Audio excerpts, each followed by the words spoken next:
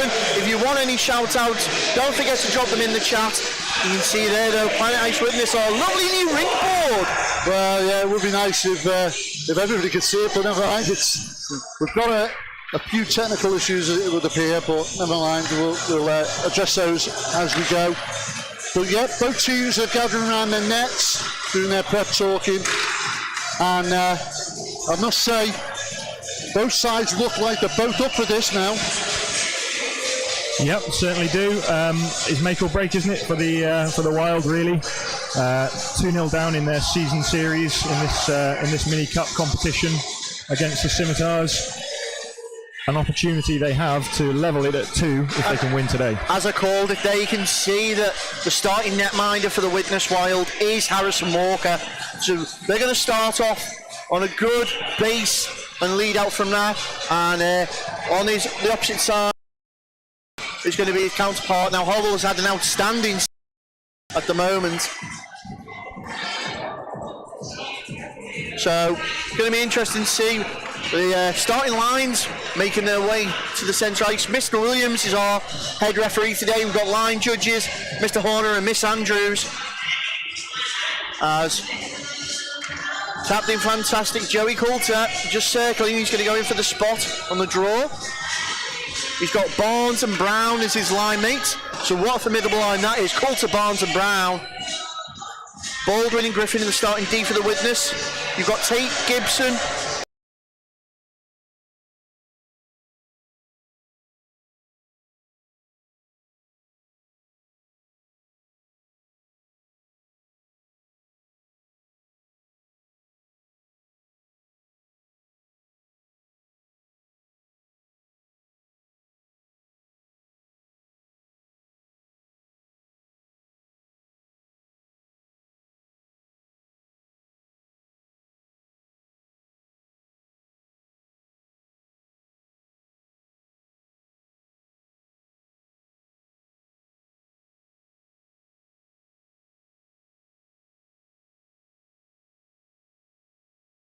Loose, could have been a chance.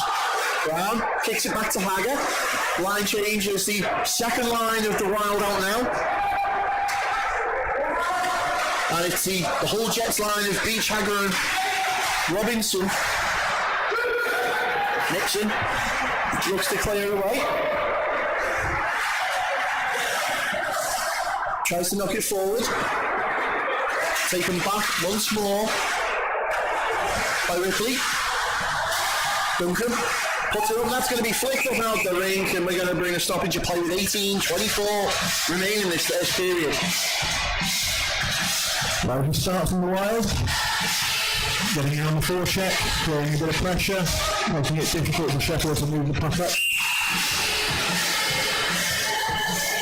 Face off will be neutral ice, picked up by Duncan, tries to charge forward early, knocks it forward to Ripley, Ripley down the wing, looks inside, has he got a man, he's put down there by Barry, Barry does well, it's come off the skate of Robinson, come back out, Streetley does enough to reel that in, but he's sending it over to Ripley into the corner once more, and Walker's just going to get his glove out and freeze out.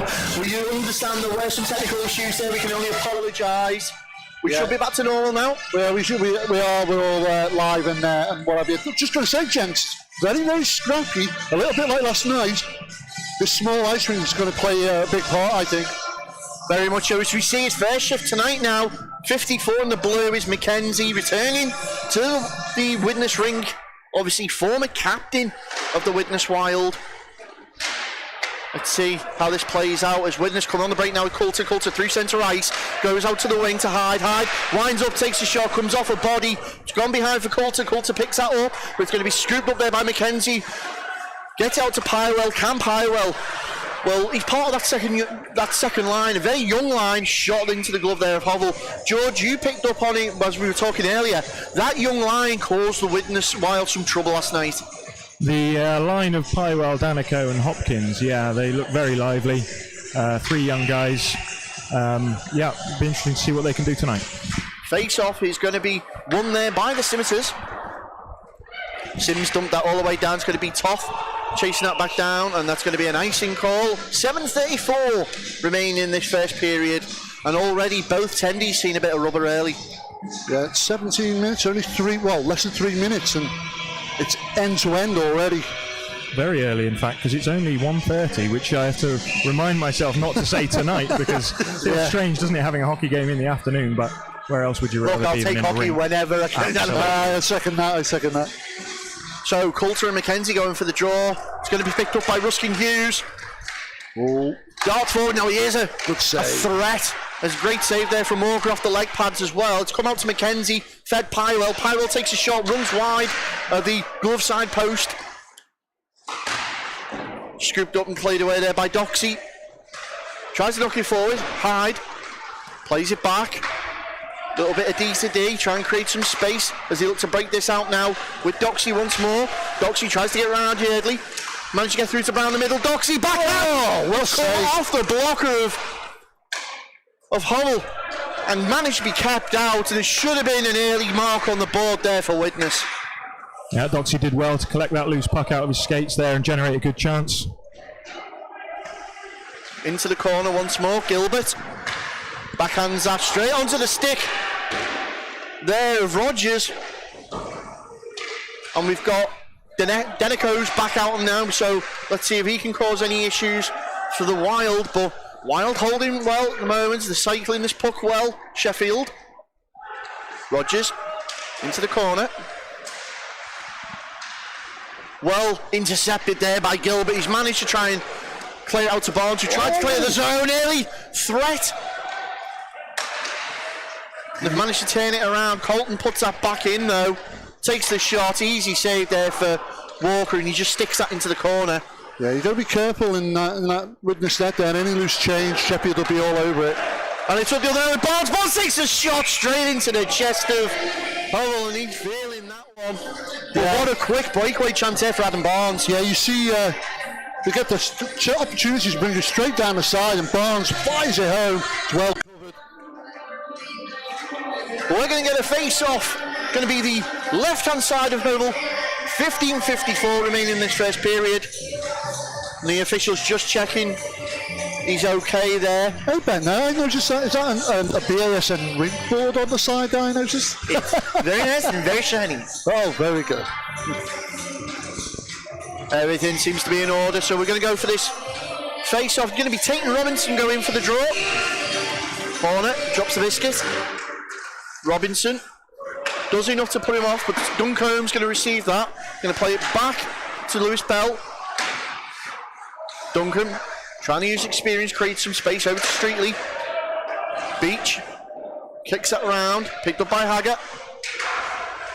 Haggard doing well to fight for that puck and manages to maintain possession. Stuck behind the Sheffield net, needs support. 3 men round him. Yeah, Beach comes in for support, but down the other way. Definitely ganging up on him there. Now, and there's going to be a call there.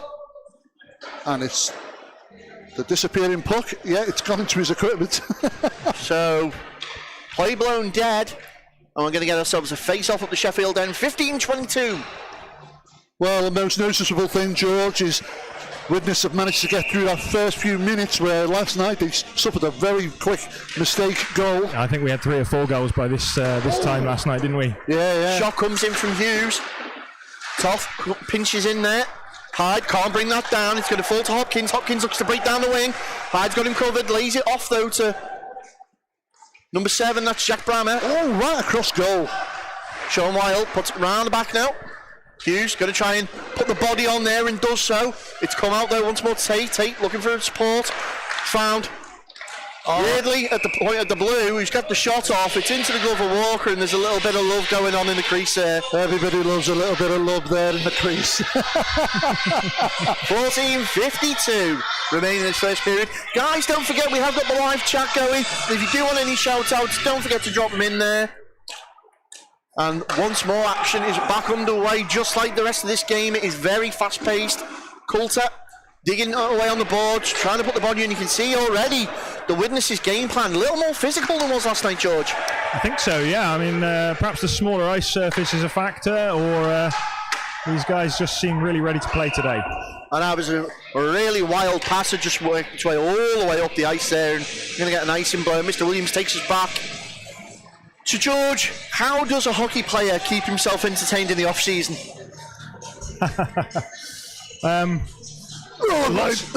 Lots of good afternoons.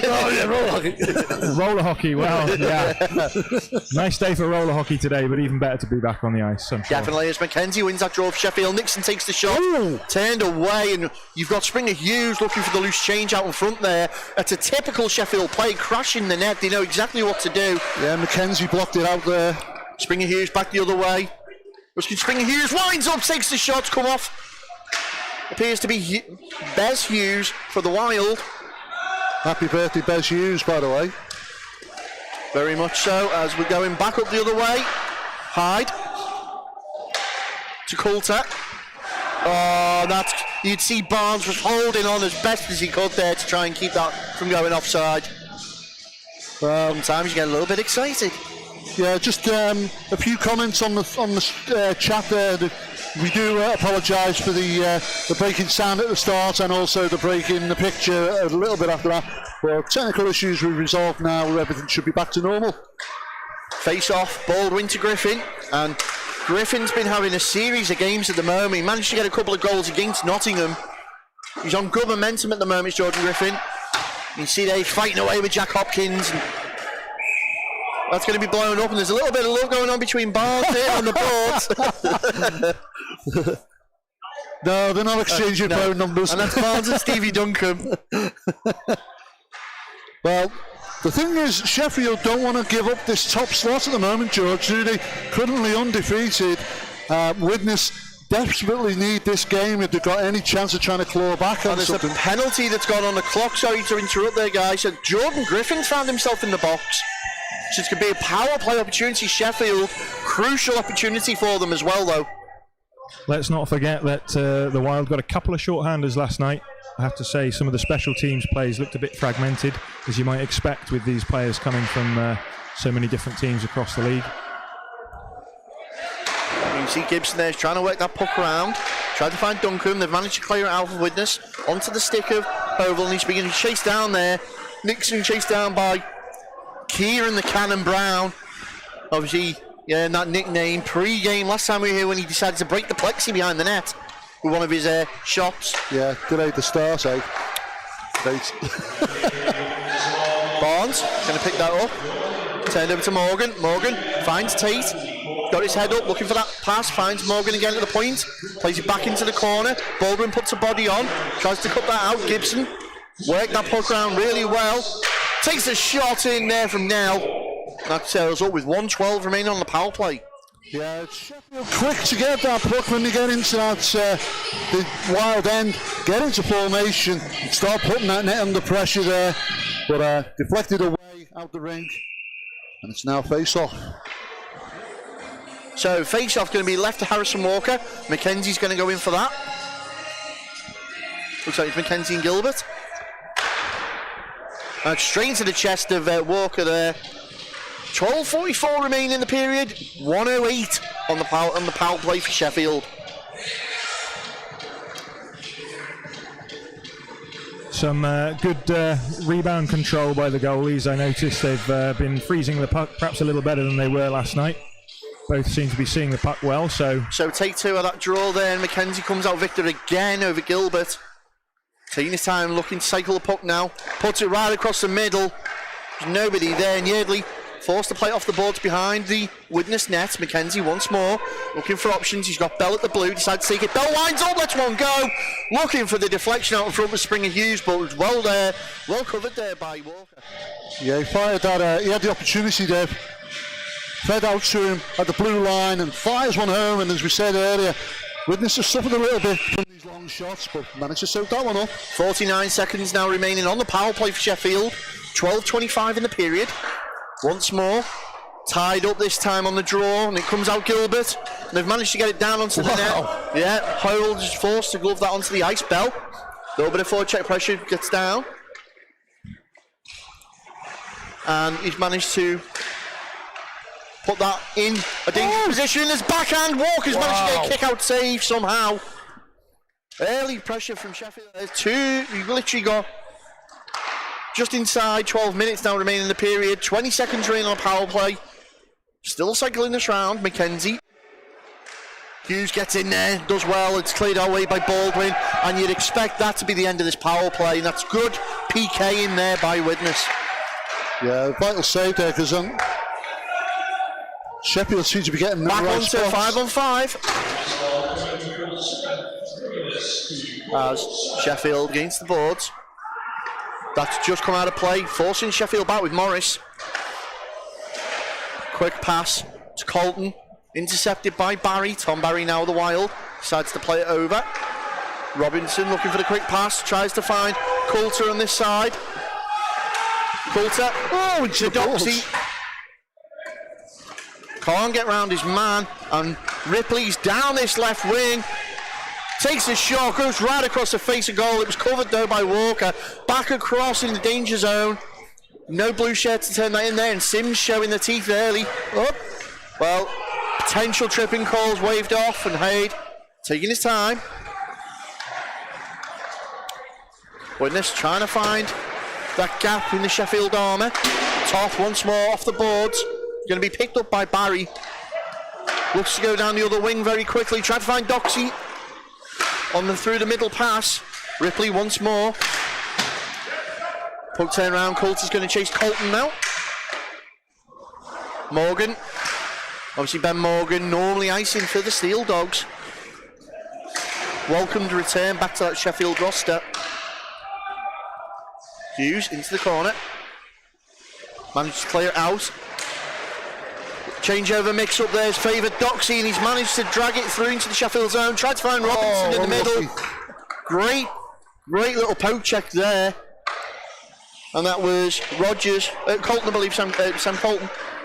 Going back the other way now. Taking the time. Griffin tried to find Hagger. Hagger picks it up at the centre line. Forced back. Griffin once more. Sees ice in front of him. Decides to dump that puck in for Beach.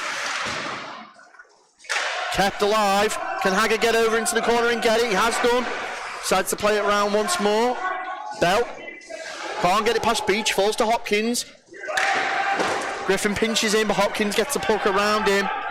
And that's going to be an icing call. 9:24 going. The Sheffield bench is shouting something. There's an arm up there from the official. Is he called something, or is he just bringing play up? I believe he's just calling them into the dot. Yep, some good play there from Ripley. I noticed a couple of good shifts from him. Looks very speedy on this near wing. Created a good chance on his last shift. Certainly seems to have a good pair of legs on him, I've got to say. So we got that Jets line out now currently for the Wild. In an interview recently, I asked Rich Hagger if he had the choice of playing with any other two players on the line, who would he pick? Unsurprisingly, he picked Kieran Beach. He said the wavelength they're on is just something else. And then he said Joe Coulter. He's never had the pleasure of skating with a more honest, genuine guy. Well, it's nice to hear, isn't it? But what counts is putting the puck in the net, and they need to do that today. Clearing it away now. Trying to get that puck back off the Sims, but they're just working out really well between themselves with Nell. But they've managed to get in there and up the ice. Comes Kieran Brown. Brown pulls up the dot, takes a shot off the stick of Sean Wild. Goes up and comes back down in the ring. Back, oh! Barnes spins on a dime and lets one off, and well, whoever saw that late. Barnes fighting away to keep that puck up this end of the ice, and Kieran Brown now for the Wild just decides to go back, use his defensive man, try and stretch that Sheffield unit out again. Gilbert on the ice now.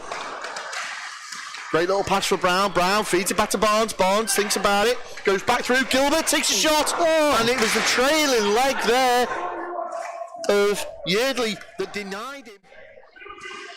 Yeah, it's just an opportunity there, just missed, and you would have thought they'd have slotted that one home, but unlucky. You see the awareness that Brown has got though with the backhand pass there. Fantastic. You don't Play see that still alive. hockey, 7:35 now remain this first period. Still goalless, which may surprise some. As that line of Barnes, Gilbert and Brown really putting the pressure on the Sims net at the moment. Griffin dumps that into the corner for Brown to chase down. He's going to be chased down by Nixon again. Brown can't dig that out, and Barnes putting a shift in. It's going to come round to Griffin. Griffin gets it away from Springer Hughes. Pywell tied up on the boards. Griffin's digging away. Manages to dig it out. It's hand pass from Barnes to himself. Gets round Morgan with it. Can't get round Nixon. Springer Hughes backhands it to centre ice to be picked up by Kieran Brown once more. Gilbert turns it over. And Sims can breathe a sigh of relief as for the first time in a few minutes, puck down the Widnes zone.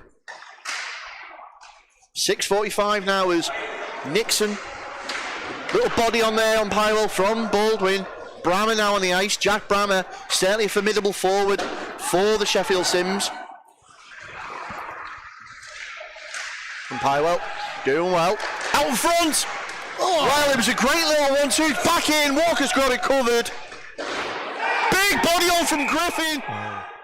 Well, there's going to be some calls there. Yeah, you can see that. The opportunity to come in. A bit scrappy in the goal there.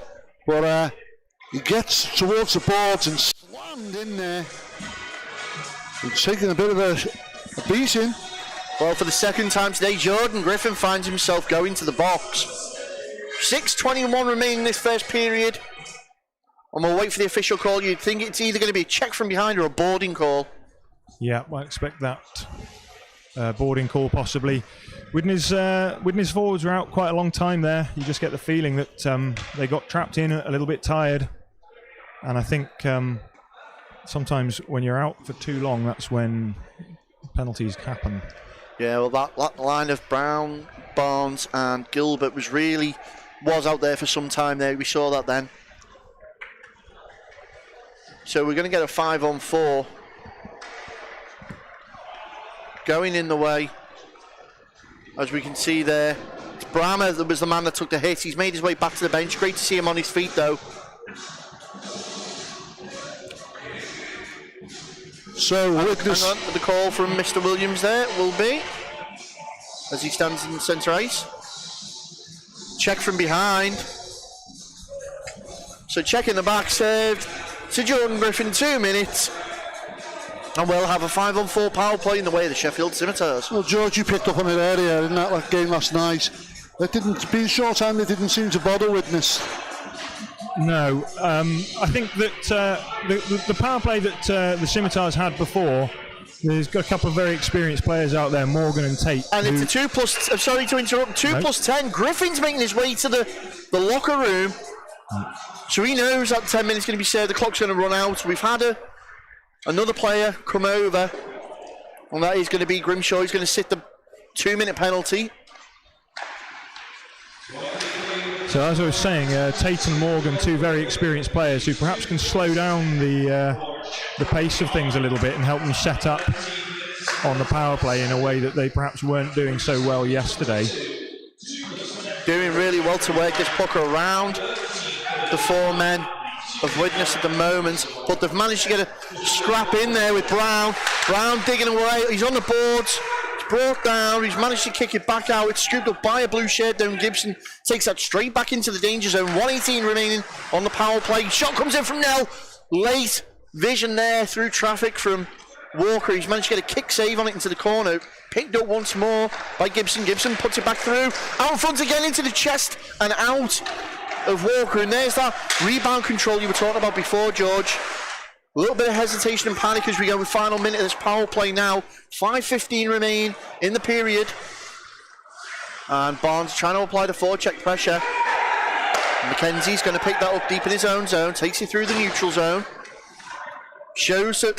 Well, McKenzie! Well, he showed something to Brown there and knew he was going to get around him. Little feint, lets one rip. Going to be glove side of Walker. Well, the poacher knows what he's got to do there. McKenzie grabbing the opportunity, slamming it home, and gives Sheffield the lead here. It's now Widnes Wild 0, Sheffield Scimitars 1. Fantastic finish. So much power on the shot. He picks his spot really well, doesn't he? So hard to stop, yeah. So, Scimitars strike first blood with 5 minutes 1 on the clock remaining this first period. As Widnes try and dump this in the zone, do so with Coulter in the corner. Tried to find line mate there. and Doxy, but Sheffield managed to turn it away. Hughes, down to Coulter. Hyde. Well, Pyrewell saw the opportunity and tried to get in there. Hyde hesitated a little bit too long. Yeah, you can't sleep on this ice. Got to keep your head on a swivel. Sheffield all over them. And Coulter just got the puck tied up in his skates there. McKenzie lays it off for Pyrewell. Tries to find Springer Hughes. Tie up on the boards. Come out to Springer Hughes once more. Hyde gets it off the board. He's managed to find Doxy. Doxy gets around his man. Goes to cut inside. Uses round the net. He's got nobody in support in the middle. Force a big line. Dumps it back around for Hyde. Puck turned over once more. And what a wasted opportunity that was for Widnes. Well, it was a nice play by Doxy. He had to dangle his defenseman and dangle the ref on his way in, but once he'd gone all the way around the zone, he'd run out of options pretty soon. 3:48 remaining in this first period. 1-0 the Scimitars. I must say, gents, I'm a little shocked that it's only 1-0. Been a lot of action in those goal mouths. Very much so. I think both netminders certainly switched on after last night. There's Widnes, try and find Hagger through the middle. Great defensive play there by Morgan. And Colton now knocks it forward. Baldwin's going to be there for Widnes. Oh, and well, that's Brammer's brought down Robinson. And well, he brought down Robinson, who looks like he snapped his stick. The puck's trickled out to Brammer. Back on the ice after that injury, and he's made them pay for it. Yeah, Brammer did the head-first dive that took Robinson's skates away, and the puck was just left in an open, vulnerable position for a nice, easy finish. And as quick as you like, Sheffield take us another goal. A 2-goal lead here at Planet Ice Widnes. It's now Widnes Wild 0, Sheffield Scimitars 2. 3:23 remaining in this first period. And Sheffield with the draw win again. Certainly you got the fire underneath them now with Rogers.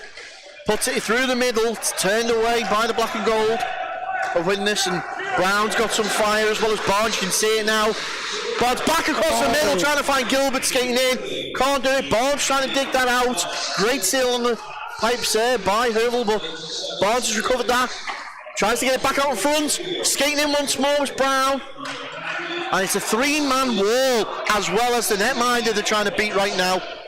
Defensive crash by the Sims just shuts off all options there.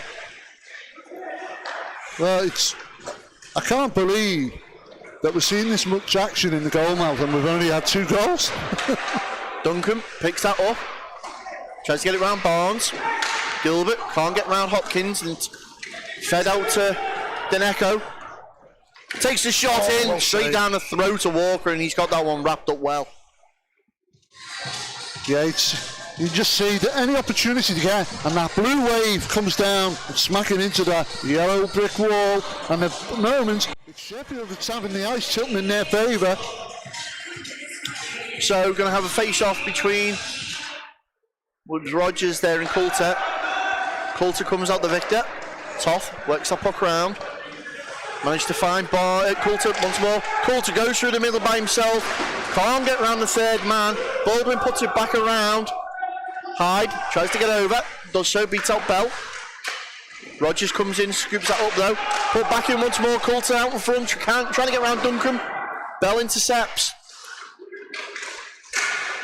Oh, well, shot came in there from Toth. I think it was Coulter who tried to redirect it, but it ended up going down onto the stick of a Sims player. 1:44 now remaining in this period. Can the Wild get a comeback goal? Coulter down the wing. Holds it up, turned over to Nell. Great little poke check there by Hyde. Baldwin's been able to give position back to the Wild, but it's a great forecheck now. Tate coming down, applying that pressure. Baldwin has to think fast there and make sure they recover the puck. Pressure coming now from Gibson once more out front. Oh. Well, it was that forecheck pressure of Tate and Gibson that caused that then. Walker's denied him. Hagger dumps it off the board to the beach to chase. Morgan's going to scoop that up. as we're approaching the final minute now. Hager decides to take a shot. Oh, leg pad saved there by Hovel. Beach did well there to dispossess Gibson, but Wild couldn't receive that puck. Streetley, as we enter that final minute, Hager pushes it forward to Beach. Beach still blowing a little bit of rust off. Finds Hager. Hager takes a shot, and it's... Well, Hovel's got that seal on that near side post.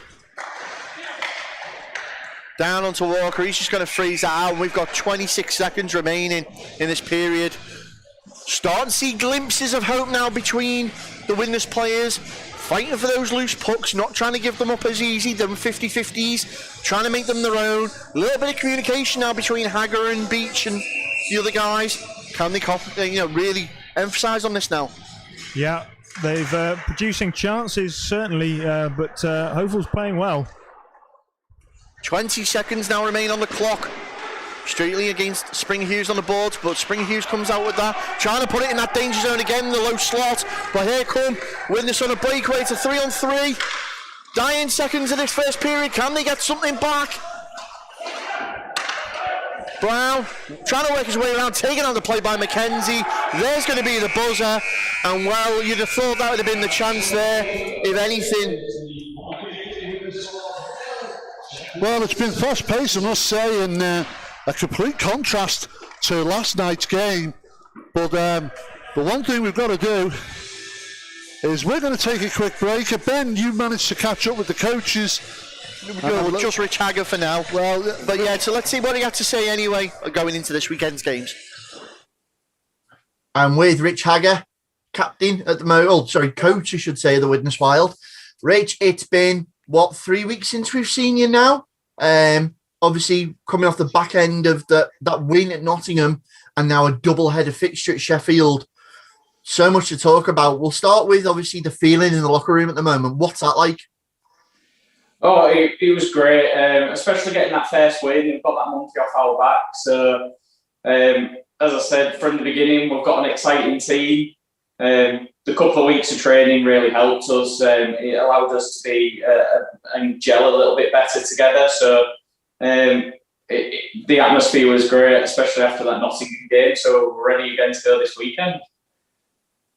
And has there been any key or significant changes that have sort of helped in the progress? I mean, notably, we for the eagle-eyed of us out there, we clocked Beachy icing during that Nottingham game. Anything you want to tell us?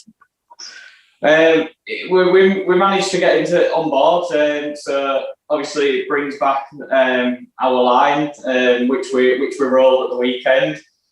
We're a little bit rusty. We haven't played together in a year, but you could tell, especially with the other lines, that the few weeks of extra training really paid dividends. We tweaked a few things, and as I said, them 2 weeks of training make a huge difference, really, especially when you're a fresh team. You've got so many new faces, working together over such a short space of time. It's great to just have that ice time to be able to tweak little bits here and there. And then you saw the difference this weekend. We turned Nottingham over after getting beat 6-2. We beat them 5-3.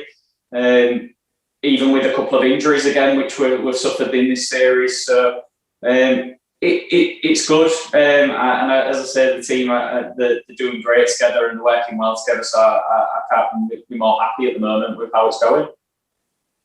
And obviously, that's a key word there, depth.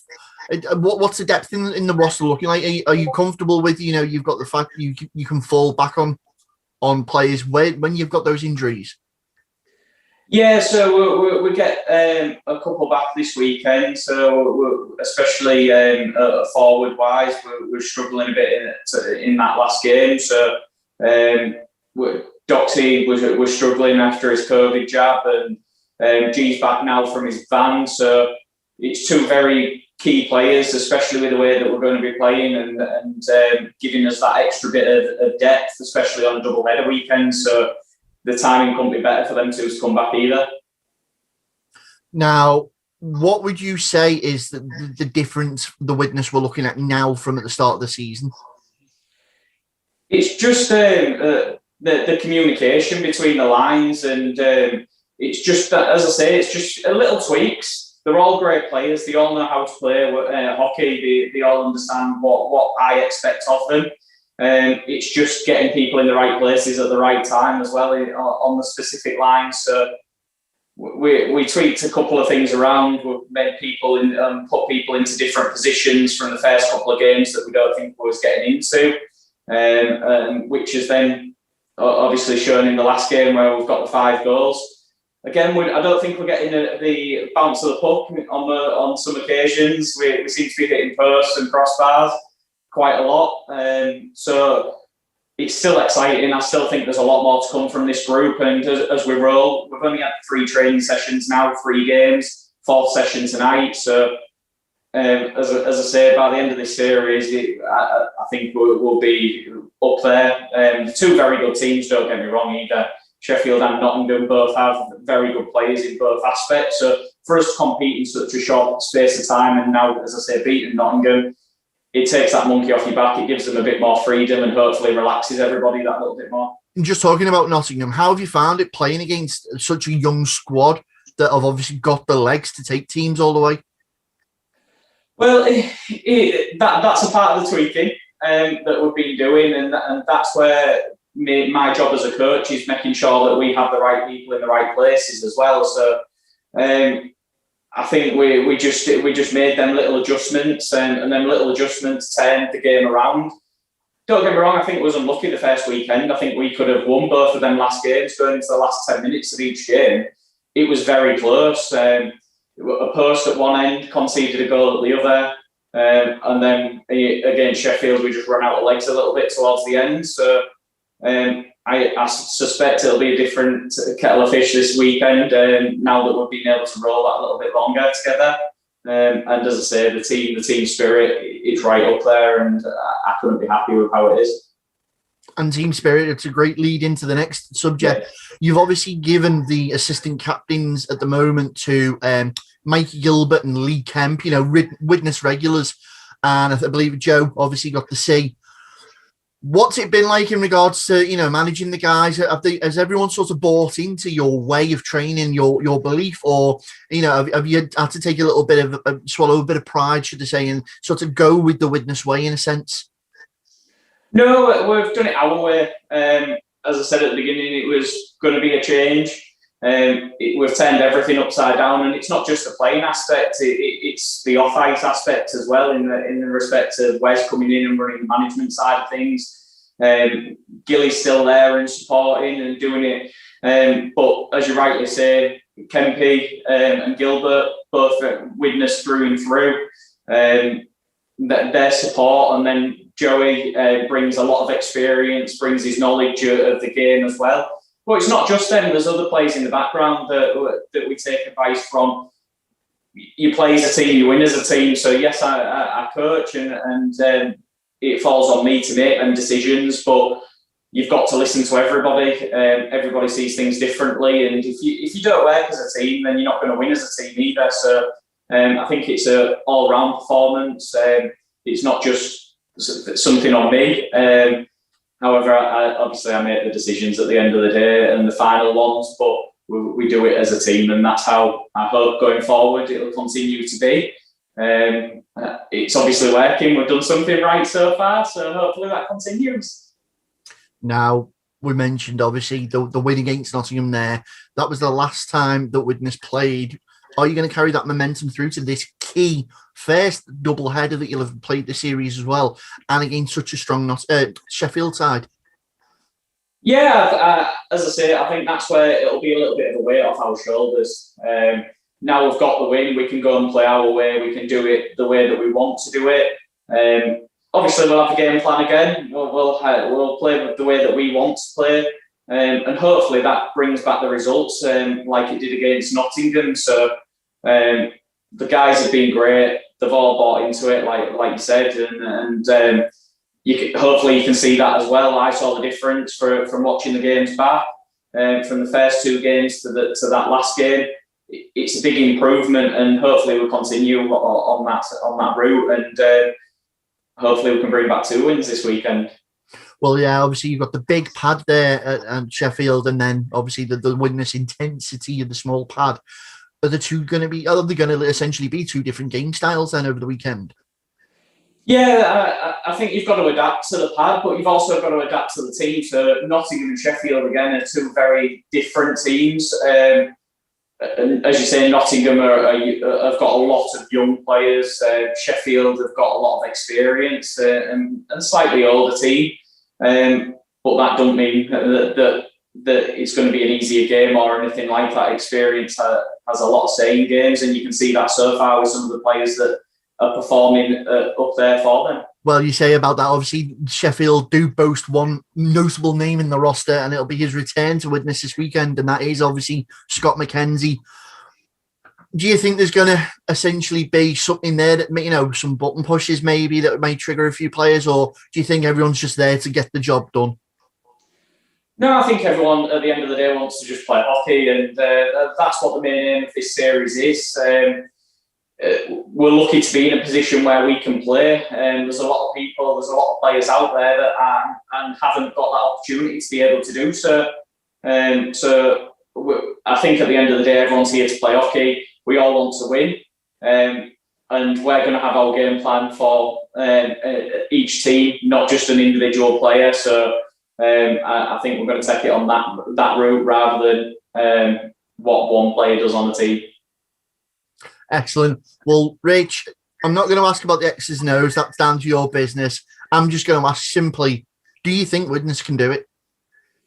I do. I'm very confident in that. And as I say, hopefully that win comes, and I can't see any reason why not. We'll work hard, we'll play hard, and we'll hopefully come away with the 2 wins. Excellent. Well, Rach, best of luck, and we'll catch you soon. Thank you.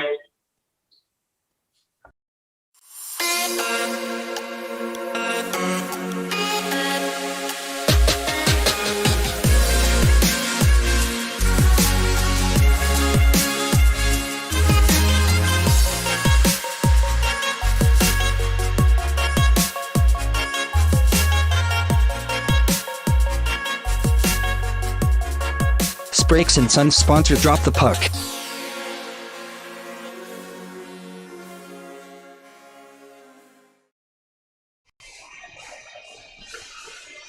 So certainly an interesting first period there. Some interesting comments from Rich in that interview. They knew what they needed to do going into this weekend. All throughout, when I've talked to Rich in the interviews, the one thing he's trying to emphasise is he wants to bring excitement. 17 goals last night is excitement. I'm sure he won't want 17 goals today unless they're in his favour, but they're already 2 goals down. George, you're the experienced hockey player of the 3 of us here. What's the mentality now? Holding for so long at 0-0 and then 2 quick goals the way they were scored, and now you've got to come back out. Well, I think at this early stage in the game, I don't think it'll change much for them, because I think they'll be confident about the way they performed. I think that was a pretty even period between the 2 teams, in all honesty. Widnes didn't seem to have a problem creating chances. Hovell's played well for Sheffield. They'll feel, I think there's a question of time, they need to keep doing what they're doing. The danger of Barnes and Brown is plain to see whenever those 2 are out. And in terms of excitement, those guys, that's what they are. They are exciting players. They play so high that it creates stretch. It stretches the ice a bit. One thing I have noticed, though, compared to yesterday, is that they haven't been able to get in behind Sheffield the way that they were in the game yesterday. Smaller ice could be a factor, but Sheffield have done a better job of getting bodies back, which has meant that that top line of Widnes have had to work really hard down low to generate chances. Expect more of that, I'd say, in the next period. But Widnes are no stranger to coming back. The late starter yesterday. Would that be what we're expecting from them now? Because from what we've seen towards the end of that period there, they were certainly putting a lot more pressure onto that Sheffield net, but they just can't seem to get the puck in the back of the net.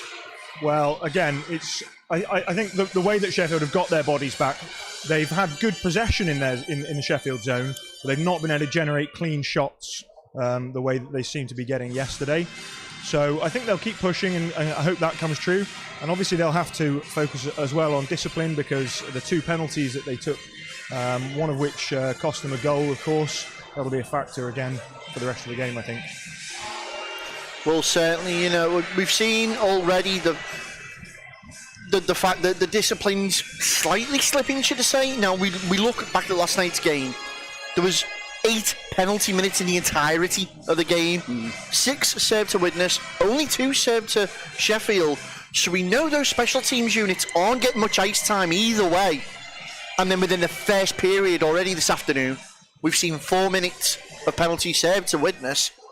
And Sheffield have come out and had to go with the power play unit. Would that be the eagerness to try and get something out of it? Because they're getting a little bit frustrated, wouldn't you say, George? Yeah, I'd say it's a factor. When you're playing behind, it's harder to keep your discipline because of you're more on edge. There's a sense of desperation, isn't there, in the plays when you're chasing the game.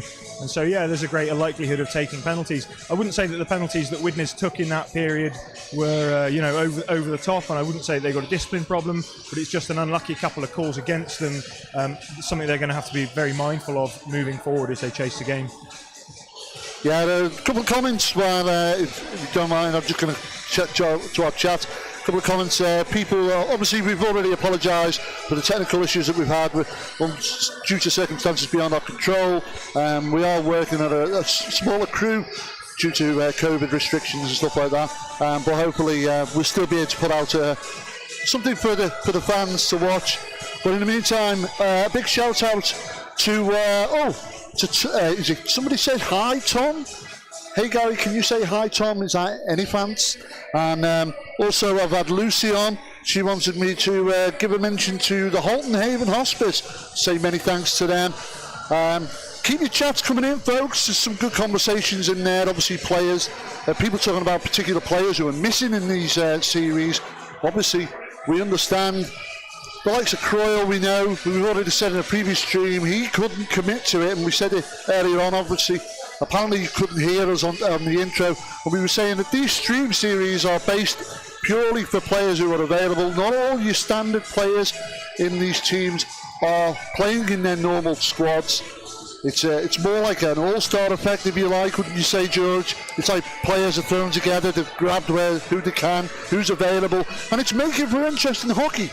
Well, it certainly felt that way. The game yesterday felt like an all-star game with the free scoring, but I have to say today's been much tighter, much closer, and they look like much more sort of coherent units, both teams, in this game compared to yesterday. Fewer mistakes on both sides, I would say. Of course, it was pointed out yesterday by Craig Simpson on the Sheffield broadcast that Sheffield were the bridesmaids, should we say, in the last stream series, where they were pretty much at the bottom on a losing streak. They've completely flipped it on its head here coming into this series, made things a lot better, they're a lot tighter. They brought in some key players, most noticeably the likes of Ben Morgan, and also Warren Mackenzie, Tate, to name but a few, but they're certainly making an impression in this series. And we said it last stream series, and we've said it at the beginning of this one. You look at the way the 3 squads are essentially built, okay? So we'll start with Nottingham. Now, we said that Nottingham was all about youth. We've said that from day one, and that is the mantra that they really go over there. Matt Bradbury has said it God knows how many times. They are building for sustainability in future. Then we look at the Widnes squad. Now, the Widnes squad suffered some major losses. There are guys out there, likes of Croyle, Matt Mauer, Chris G, guys that are either can't ice through suspension or can't make it or can't commit or whatever. So they've had to replace them, and they've gone and got some really good firepower. Brown, Barnes, Doxy, Kieran Beach. They've gone and sourced those guys.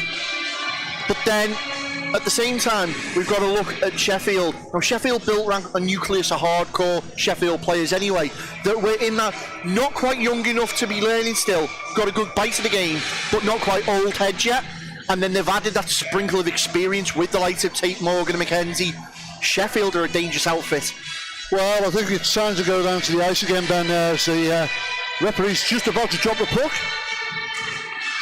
Checks with the goal judges. Mr. Williams with the biscuit in hand, and we're underway for the second period. George, what do you think's got to be done now by Widnes besides the obvious? Quick goal. That's what they'll be looking for. They've got their top line out to start the period. They want a quick goal. They finished that period strong with plenty of chances. Let's see if they can keep that kind of intensity. Immediately, just going to pick up there. Notice there's been a line change already, so we've got Barnes, Brown and Coulter are now out on the ice, whereas it was Barnes, Brown and Gilbert before. I am aware, after speaking to Mr. Hager, that some games might have been played during the Nottingham. We know that Mark Gillingham, who's obviously on the bench today for the Widnes Wild, loves a good mind game when it comes to playing hockey, loves line matching, loves messing around with things. Let's see how much that plays into effect. Yeah, it is very much a mind game on and off the ice. Brown, plenty of space to let one rip there, and Hovel's challenged early with literally 30 seconds gone on the clock already. And here comes Barnes. Back to Kieran Brown. He's got Baldwin at the point. Tries to turn his man. Can't do so. They've managed to maintain possession with Barnes. Through the neutral zone, picked up by Coulter. Can he keep it in? No, he can't. It's going to be broken out there to Gibson. Turns in. And they're desperately trying to clear out now a Widnes once more. Managed to do so. And they're just going to let Sheffield go for a quick line change there. As they break down the ice once more, Coulter feeds that back for Baldwin. Baldwin turned into the cul-de-sac there by Ripley. And Ripley's got a big forecheck on, body on as well. Barnes drives that forward. Brown gets a shot off. Oh. Well, Hurl's put it in his glove and put it back down on the ice. Bit of a weird move there. Nice defensive play at the last minute. I think that was Bell. Just got something on Brown to stop him from getting a clean shot off. Back up the other way though. Here comes Ripley once more. Fans on the shot. Barry's there to drive him into the corner. Morris turns that back around, but here we go. Hager to Barnes. Barnes thinks about it. Back to Hager. Oh, get it! It's been a goal. Sitter. And now Robinson, as Barnes finally gets off the ice. So the Jets line back out. Beach with the shot. It's gone up over the shoulder of Hoovel. Back out. It's going to be received by Toth. He's trying to get his legs going now. He's chased by the young Cage Abrama. Yeah, reminiscence of one of the playoff goals from last couple of seasons ago. Yeah, the one that I think went up and over the trickled over the goal, and then wasn't it? Yeah. Two fantastic chances for the Wild there. They'll be kicking themselves not getting something off that. So chased down is Bell. He's managed to go from coast to coast. Takes his shot off. Sails high over the net of Walker, who still remains in the crease for the Widnes Wild. Griffin still serving that 10-minute penalty that was assessed to him from the check from behind. As soon as they can get Jordan Griffin back out in that defensive unit, you can see that will make a difference. As Pyrewell can't keep that in, it's fell to Yeardley. Yeardley over to McKenzie. McKenzie skates it on. Puts a very clever half-powered shot into that danger zone, looking for the redirect. Yeah, that's a dangerous play. Soft pass towards the net. Rushing man with a stick down. And Sheffield again showing that crashing the net's working for them. So McKenzie and Gilbert on the dot. Springer Hughes just muscles Baldwin off that and gets in there. Now Bez Hughes for the Wild turns it over. Great defensive move there by Baldwin. Pyrewell on the boards. Pressure from Hughes of the Wild. Gilbert allowed to come in and retrieve that. But he's turned it over to Springer Hughes. Springer Hughes got a man opening. Sean Wild skating in. Great move there by Lewis Baldwin. Cuts that pass out. And here come the Wild with Barnes. Barnes to Brown. It's Brown and Barnes on the 102. Shot in! Adams made it pay! Adam Barnes with the pass from Kieran Brown. Textbook, George. Simply textbook. Well, Sheffield got caught with a pinching defenseman, and with those two on the ice, look at the way they finished that. Fantastic pass across. One-time slap shot. No chance, Hovel. Well, it's made it interesting here now. Widnes get one back in the second period, and it's now Widnes Wild 1, Sheffield Scimitars 2. 16-14, show it on the clock remaining in this period. And slowly but surely, the Wild getting back into this game. Can they roll on this momentum? Puck drops again, and Barnes immediately grabs that and starts heading towards the Sims offensive zone. Barry is going to try and chase that up. Barnes once more. Going to be with Rogers. Feeds that over. Back across to the other D-man. And they've dumped it in. And that's going to be an icing call. And you could see it was just all panic stations there for the Sims trying to clear the zone. Adam Barnes prowling that blue line.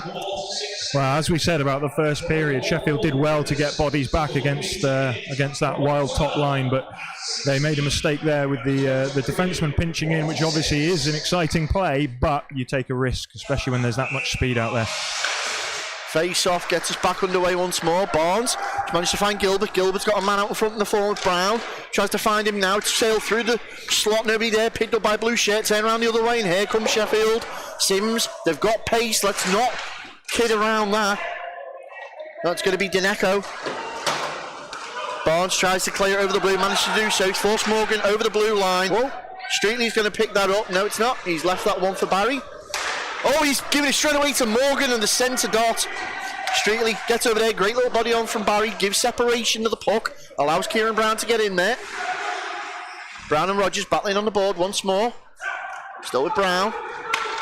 Brown certainly not shy of getting his body in there or the pace of the game. You know, he's had Elite League experience. As back up the other way comes Sheffield. Hughes gets right over there. He easily intercepts that. Barry can't clear it out though. It's been kept in. Looks like Gibson. It's with McKenzie. Oh, sorry. Tate, apologies. Tate there. He's laid that off to Bell. You've got two men stacked in the crease there for Sheffield. And Sheffield trying to work a play here. Definitely something that's been practiced in the training ground. Forced to come back. Duncan well in. As Brady Doxey's managed to create space to Coulter. It's Coulter and Gilbert.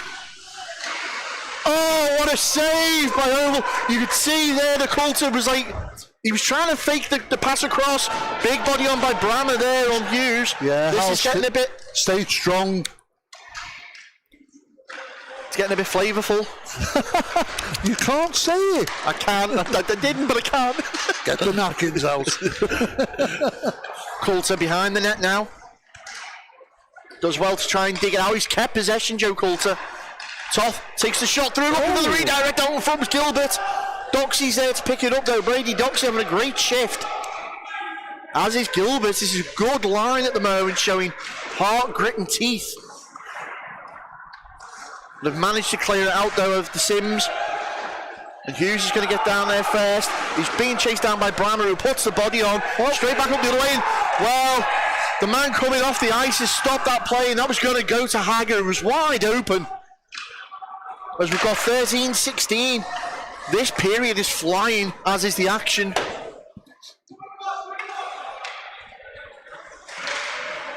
Game and both teams certainly woken up a little bit more now. Hager tried to intercept that. Turn around by Morris once more. Toth dumps that in. Hyde's going to skate that down. Can he beat out Yardley? No, he can't. Clever play by Yardley. Goes back to the open defensive man. And here's Morris for the Sims. Gains his own. Streetley's shadowing him there. Quick read by Baldwin to get over on his man Ripley. And Ripley's been causing all sorts of trouble for the Wild in that first period. Streetley doing well. Just leans on him. Rubs him out that play. Springer, Hughes and Baldwin now on the boards. Going to be Hughes that comes out with that though.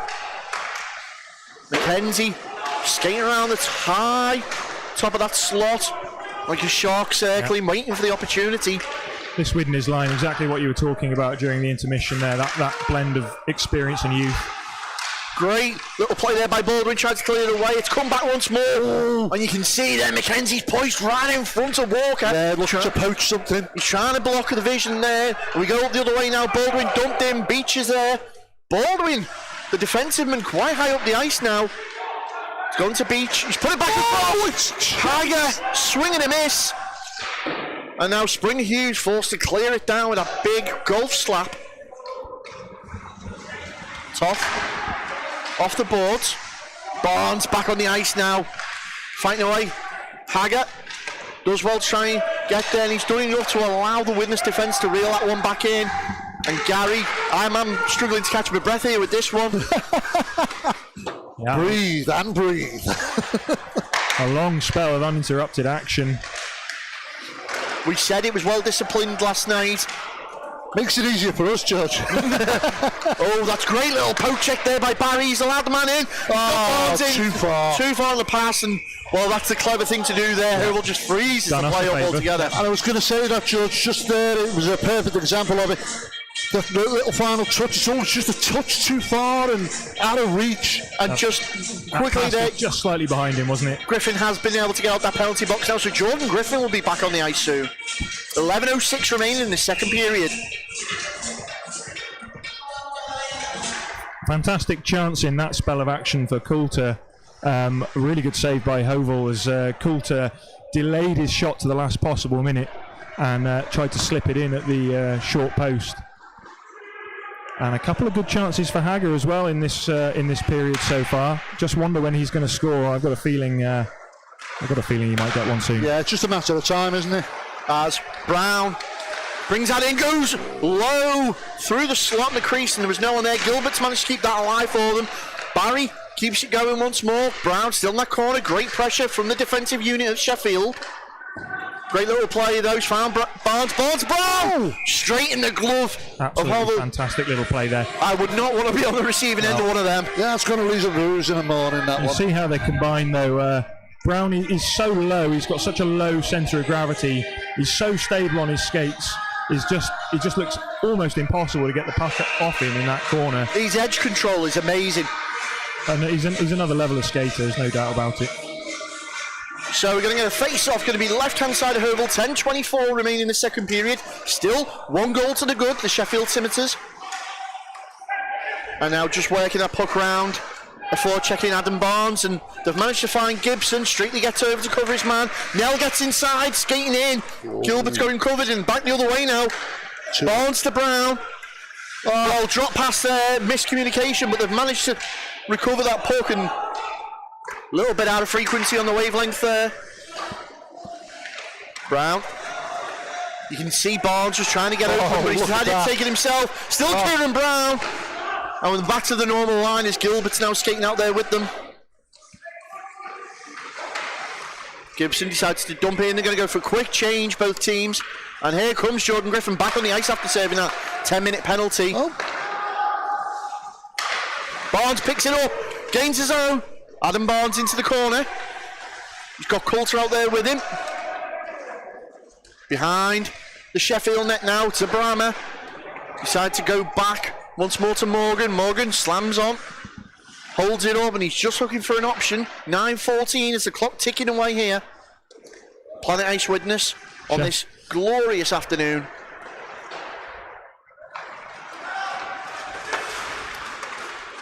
And Hayes does well, gets in there, beats out Morgan. Griffin's going to come in, as is Baldwin. Widnes do well to recover that. Yeah, I was going to say Sheffield look like they want to try and settle things down a bit because shot from Doxy. The Wild look like they're taking control of this period so far. Quick pass. Hey, takes a shot through traffic. Good vision from Tom Howell's been able to see that. I'll admit, I lost that one there. Baldwin avoids a body from Brahma. Brahma certainly getting stuck in with this one, cage or not. Hyde does well to try and put it in, but it's played out, and they've caught Brahma on the overlap. He's got Baldwin chasing him, and he's done well. Griffin's going to pick that up. Looking for the stretch pass now. Griffin leaves off for Coulter. Coulter to Doxy. Brady Doxy back to Coulter. Coulter's got Hyde in the middle. Decides to go round the back of the net. Slams on. Doxy now in the corner, back in. And that blue mass just literally swallowing up Coulter. Yeah, there's nowhere to go there. He's cornered, hasn't he? Springer Hughes dumps it in. McKenzie skating in. Can't quite get there. Great control there by Pywell. Hagger's intercepted that though. Back to Beach. Couldn't find him on the corner. Play out once more by Eardley. Hagger finds Robinson on the far side. You can see what the play was there. Didn't come off. Trying to catch A little nick and run there to Beach. Now Toth back for the Wild.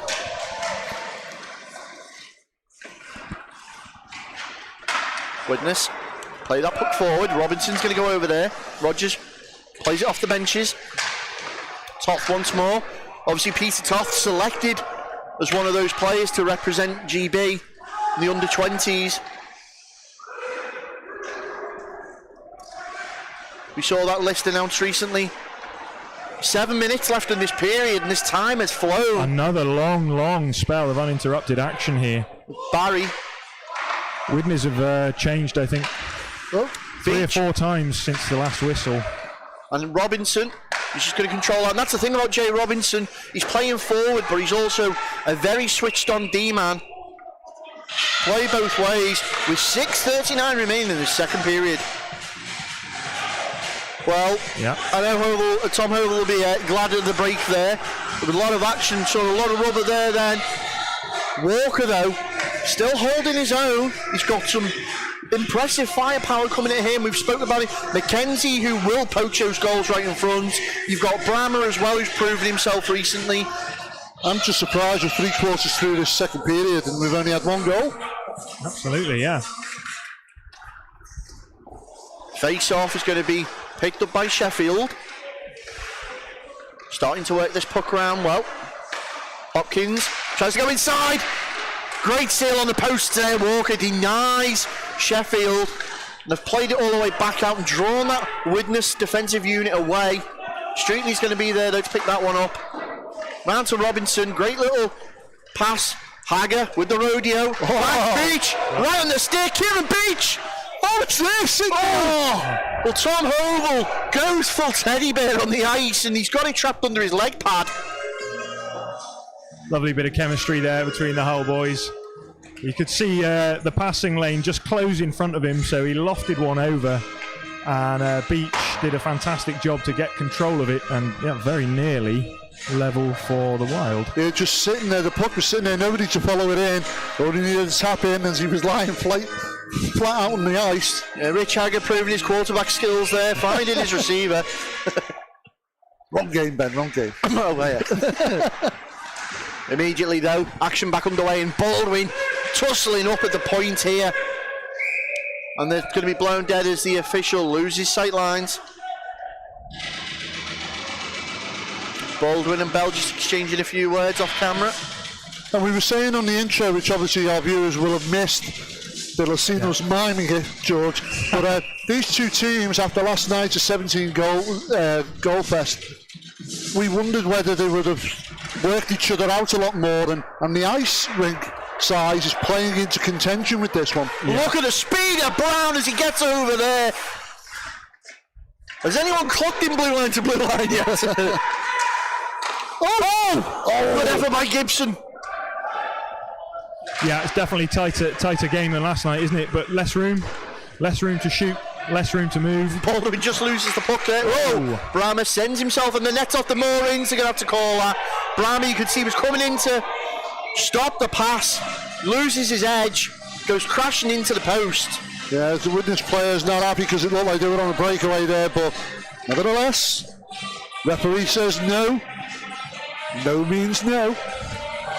Well, we're going to get the action back underway. There's a few shouts coming from the Sheffield bench. We'll find out what's going on. 5:27 remaining in the second period. McKenzie's in for the drop against Gilbert. And Gilbert wins that one.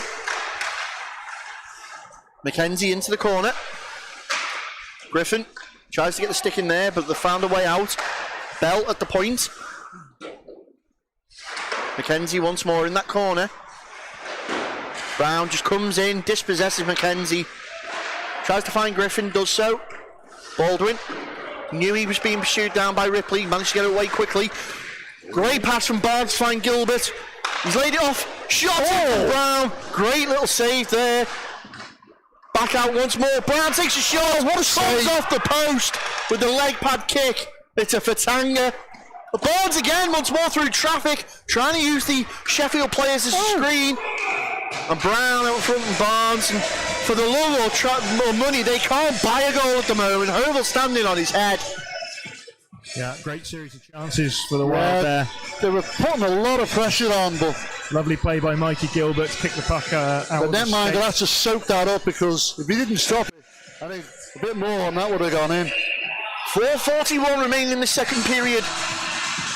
Only goal in this period so far. A Widnes Wild goal. I'm sure they're going to want a second one. Try and go in even game at the end of the second, but let's see. It could go either way. Yes, it's come out. Wild shot. A great block there by Sean Wild of the Scimitars. Denies a shot.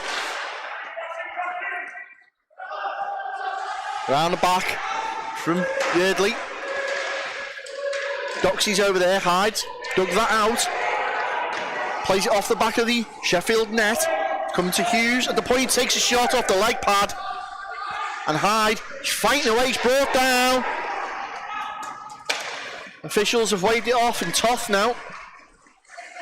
Got Pywell with him, puts the body on, dumped it in. Coulter's going to chase that down though. Quick line change from the D for Widnes. Fresh legs in the defensive unit. Doxy into the other corner. Barry does well to dispossess the Sheffield player there. No calls given. Coulter now takes it in. Back to Doxy. Morris turns it around onto the stick. Streetley takes a shot. Coulter was looking for the redirect. It's gone behind, picked up by Doxy once more. Widnes banging on that barn door. And that one's going to be soaked up there by Hovel. And great little bit of play there by Widnes with 3:20 remaining. Yeah, Widnes pushing strongly again. But Hovel swallows the rebound. Really impressed, I've got to say, by Coulter. I don't think I've seen him play much before, but his composure and awareness seem to be really creating chances for the Wild. So face off, left hand side of Hovel. It's going to be Rogers and Robinson. It's gone the way of the Sims. The clock starts ticking away again. Widnes leaving it late to try and get another goal, but it could also be tactical. As Barry plays that forward. It's going to be picked up by Dineko. Dineko being very quiet tonight, to be fair. Well, he'll need his stick if he's going to do anything. Yeah, back down the other way. Barry takes it onside. Gets the body for his trouble. Skating in quickly to pick that up is going to be Beach. Beach tried to find Hager, and we got the Hull boys back out. Hager lets a big one rip from just inside centre ice. I would have thought Hovel would have frozen that, but he let it go, and now pressure on by the Wild. Out in front, there's an opportunity. Oh, and Nixon. Well, there was something going on between Barry and Nixon there. And still is by the looks of it. Yeah, Nixon didn't like the way that Barry threw his man into the corner there. But I don't think anything's going to come of it. Well, obviously, we must point out at this point, if there is or were to be any dropped gloves, obviously the COVID protocols mean there is an instant 10-minute misconduct penalty as well. Yeah, I think the players have wised onto that now, and obviously each team plays 4 games against their opponents. You want to try and get as much ice time as you can, so the least thing you want to be doing is getting ejected. But sometimes it calls for it, and you never know. Every time there's a drop the puck game, there's usually a drop the glove as well. Well, official Clay Andrews was just having a quick word with Mr. Williams. So obviously they're keeping an eye out for something. And the last thing you want to do is upset Miss Andrews. There's nothing worse than a woman scorn, and she can handle them men on the ice, trust me. As we're going to get ourselves face off, left hand side of Hovel, 2:17 remaining in this period. Still 2-1 Sheffield Scimitars.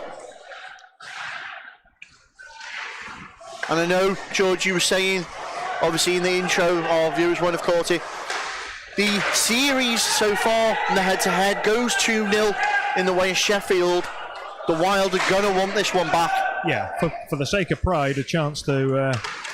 they can't win the season series, or the cup series as it were, but they can certainly get the win here and then have a chance to draw level in the final meeting between the two teams. As Barnes picks that puck up deep in his own zone. Brown just reels that in, turn back, Griffin takes his time, tried to drop that back to Barnes and expected Griffin to shoot.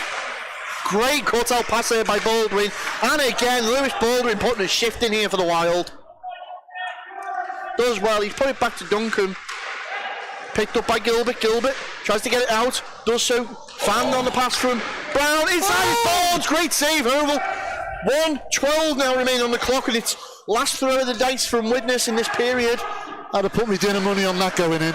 Sheffield managed to clear it out, and there's a bit of love between Tate and Griffin. Oh, it's Brammer and Griffin, sorry, apologies. Shot comes back on inside the final minute now. Clock's ticking away, and they're starting to see sparks around. 3-on-2 here. Two, yeah. Ripley takes a shot. Oh, Brammer missed an opportunity with the rebound. Back the other way once more. We're working this round. 40 seconds now remain. The clock running down. Streetley gets in there, rides the Ripley hit. Does well. He's got that puck. Managed to clear it out. Brammer puts it round for Griffin to pick up. Doxy's there. 23 seconds and we're closing away, and that's all Widnes are probably going to want to do here. It's just hold this off. Mackenzie stays in and lets one rip, and it goes high into the plexi and back. Unusual for him. Final 10 seconds now of this period. Mackenzie with it. Clock's ticking away. Plays it out in front. Great save, Walker. This is going to go down to the wire on this one. There's the buzzer. Widnes can breathe a sigh of relief. Wow. And wow, what a period. The only goal there, a Widnes goal. Well, fantastic period of hockey. Some really, really great extended spells of action. And Widnes definitely took dominance in that period.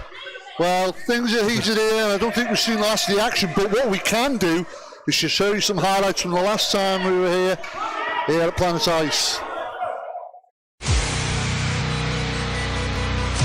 Both teams are going to be wanting to roll those lines though as well, Gary. That's the interesting thing. But 2 minutes goes on the clock to Nottingham.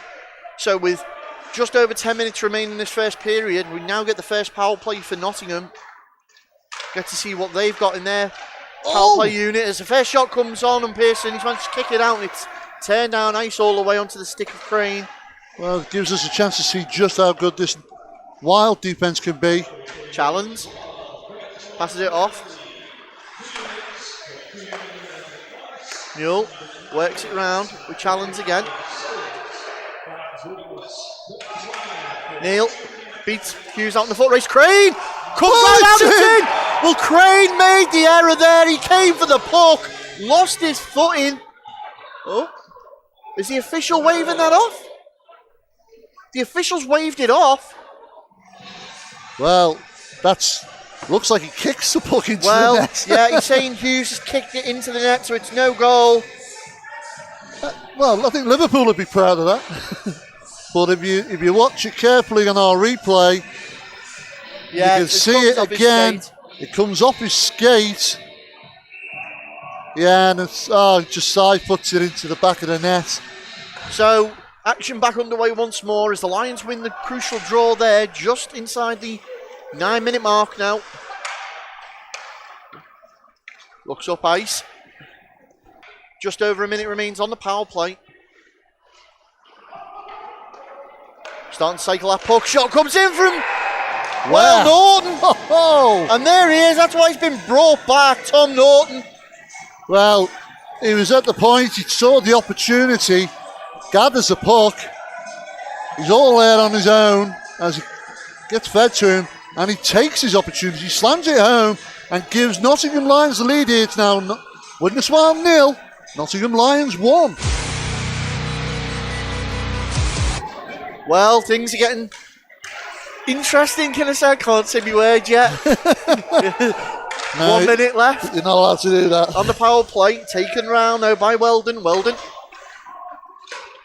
gives it over to Luca. Lucas Hazeldine drops it back and it's picked up. Oh, 1-on-1. Yes! In! What a goal! Well, Kieran Brown makes him pay. Kieran Brown with his speed and pace picks on that loose puck. Points to the camera, he knows. Well, calm as you like. Looks for his opportunity, slots it home, and it's now Widnes Wild 1, Nottingham Lions 1. So here we go. Once more, Geber scoops that up, tries to find Barnes using the board. Trips. Quick pinching from Norton though allows him. Streetley puts the body on. And there's going to be a call there. Is that going to be a cross check on Streetley? Oh, it's a dear. slash. Is it a slash or holding? We'll see. And the opportunity is now handed to the Nottingham Lions as the Wild send the player to the penalty box. It's a holding call against Bobby Streetley. Well, 3:57 remaining in the second period. It's a low-scoring game, Ben, but it's been an exciting one. Very much so, as the Lions now look to start the rotation. It's in! Well, what a shot from Tom Norton from the blue. Finds his spot, uses the quick wrist action. Boom, straight in. Yeah, it took its opportunity well. It's now Widnes Wild 1, Nottingham Lions 2. Face off, left-hand side of the screen, right-hand side of Pearson. Played round by the Wild. Managed to find Barnes in the middle. Barnes beats out his man, gains his own. Barnes looks for support in the middle, got no one, goes round about there, and from Brown! Goal! And there you go. Well, Barnes to Brown. And Gary, we've got a game in our hands. As calm as you like, sits right in front of goal, slots it in, and Crane couldn't see it or do anything about it. And it's now given a breath of life back to the Widnes Wild. With 9:50 remaining here, it's now Widnes Wild 2, Nottingham Lions 2. Doing well, had a really outstanding performance in that last series. You've got to ask yourself, Ben, as well. Ooh, I was just watching that. Through the paint there. It looked like he came off the leg pad of Pearson and just come straight back out. Once more, clearing the trash. Wild can't do it. Nottingham scoop the loose change up. Tried to go again, but they've managed to clear the zone there, and it's going to be chased down by Coulter. Coulter gets it, puts it over, looking across the paint. Doxey takes his time. Another shot comes in, skating in was Toth on there. Griffin decides to put it back across once more. Doxey, they've been caught out. Here comes Luca. Griffin gets back to defend him though. Oh, Vlad Luca picks his spot. Well, what a shot there by Vladimir Luca. Oh my goodness. Made his mind up straight away and fires that shot home and has extended the lead here for Nottingham. It's now Widnes Wild 2, Nottingham Lions 3. Baldwin tries to find Hagger on a big pass. Does so. Hagger lets one rip. Oh, the post. Inside the post and come out. Doxey couldn't get the rebound. Oh, did that not go in? Enough for the one to try. The Wild are putting these pucks on net. They're beating Luca, but it's not beating the goal. Oh, what a goal! What a goal! And Vlad Luca, well, it can't be Josh Crane, man, but Vlad Luca has beat Phil Pearson. Top corner, top shelf. He knew exactly where he wanted to put that, and when the puck comes his way, takes his opportunity and slams it into the top right-hand corner, left to Pearson, and it's now Widnes Wild 2, Nottingham Lions 4. Lions win that face-off. Look to clear it out, and all they've got to do is ride this storm. And it'll be a big statement sent out. Coulter puts the body on in the corner. Comes away though with Weldon. Finds Neil. Neil tries to get round, and it's picked up by Hopkins. Hopkins! Jack Hopkins with the nail in the coffin! Well, there it is. We know the young man's got talent. The pass from Neil over the top of Baldwin. Baldwin tried to reach up and get it, couldn't. Brought down the one-on-one. Brown's pace, not enough to beat him. And it's Widnes Wild 2, Nottingham Lions 5. And it's pretty much sealed the fate for the Wild today with 1 minute 5 remaining in this third and final period. Well, Well, it's answered the critics. I think so, Gary. I very much think so. The result that was at between these two teams in the end of the last stream series wasn't maybe as freakish as people said. And let's not forget though, Gary, out of the 3 teams that we've got that are in this series that played last series, the most changed up is the Wild. The ones that remain the same are the Lions, apart from 2 players. Scimitars, I would say as well, they've picked up quite a few new names. It'll be interesting to see how they fare. Their game, of course, is tomorrow. Into the final 30 seconds now of this game, though. In goes Gretton. Newell. Louis Newell puts the salt on the wound. And with literally 25 seconds remaining, puts another one past Pearson. Well, a surprise result here. I'm here. Oh, okay, yeah. So, not the result you were looking for today, is it?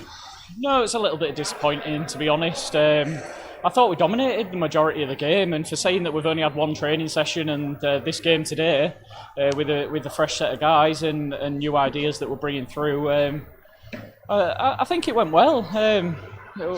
We had some pucks that didn't fall our way, and we didn't finish our opportunities, I don't think, either. And obviously, you've mentioned it there. You guys have had very minimal time to actually, skate together. Now you know what the potential is. What can Widnes achieve going forward? Well, as I say, I think it's exciting what we've got. The bunch of guys, as you've seen today, they bring a lot to the ice. They've given everything out there, and that's really all I can ask for. If they're going to turn up and give it their all, you can't ask any more of a team, can you? If they're going to put it all on the line for you. So I think tomorrow we start fresh, we go again. If we finish our chances, it'll be a different story. So that's the main thing for me. Well, one of the things that was quite noticeable about that game, neither team took their foot off the pedal throughout. It was quite physical quite early on, and Nottingham certainly brought the game to you, didn't they? Yeah, definitely. It was nothing that I wasn't expecting, to be honest. They're young, they've got some young good players there, as well as the guys that they've brought in that bring a lot of experience for them. So the few guys that they have brought in bring in that extra bit of experience at the back for them, and maybe that had a little bit to do with it. But as I say, I think the majority of it for us was just we need to finish our chances. We do that, and it'd be a totally different story study here.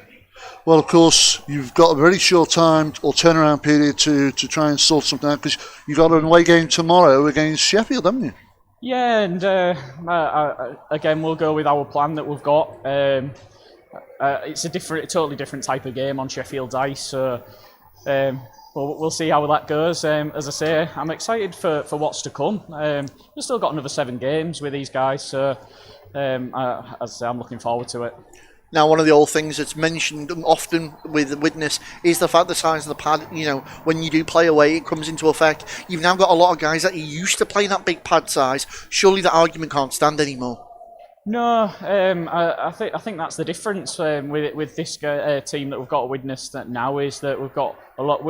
As we said, we've brought in a lot of young players, a lot of quick players. So if anything, the bigger ice is going to benefit us. Especially with the likes of Brownie, Brady, Barnesy, them sort of guys are going to open up and make opportunities. Yeah, I was going to say, because one thing was quite noticeable, the stretch passes and stuff like that. Nottingham were cutting them out, and on a small ice rink like this, it's so easy to close an attacking team down like that. Where on a bigger ice rink, obviously you're going to have that space, because it was more noticeable when it became 4-on-4. Yeah, and as I say, Widnes is unique for the size of the rink, but I think it was a good game. It was end-to-end at times. I'm not going to dispute that. As I say, I think we did a lot of things right. I think, as I say, we've got a lot to take away from this game, and there's a lot that we can work on, and as I say, there's another 7 games, so it's exciting. Bring it on.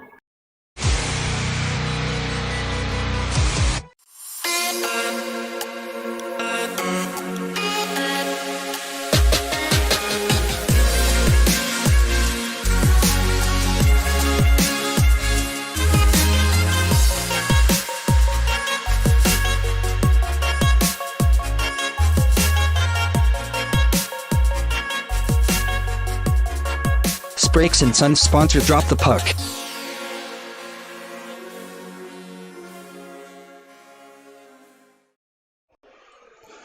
Well, back at Planet Ice after those highlights there.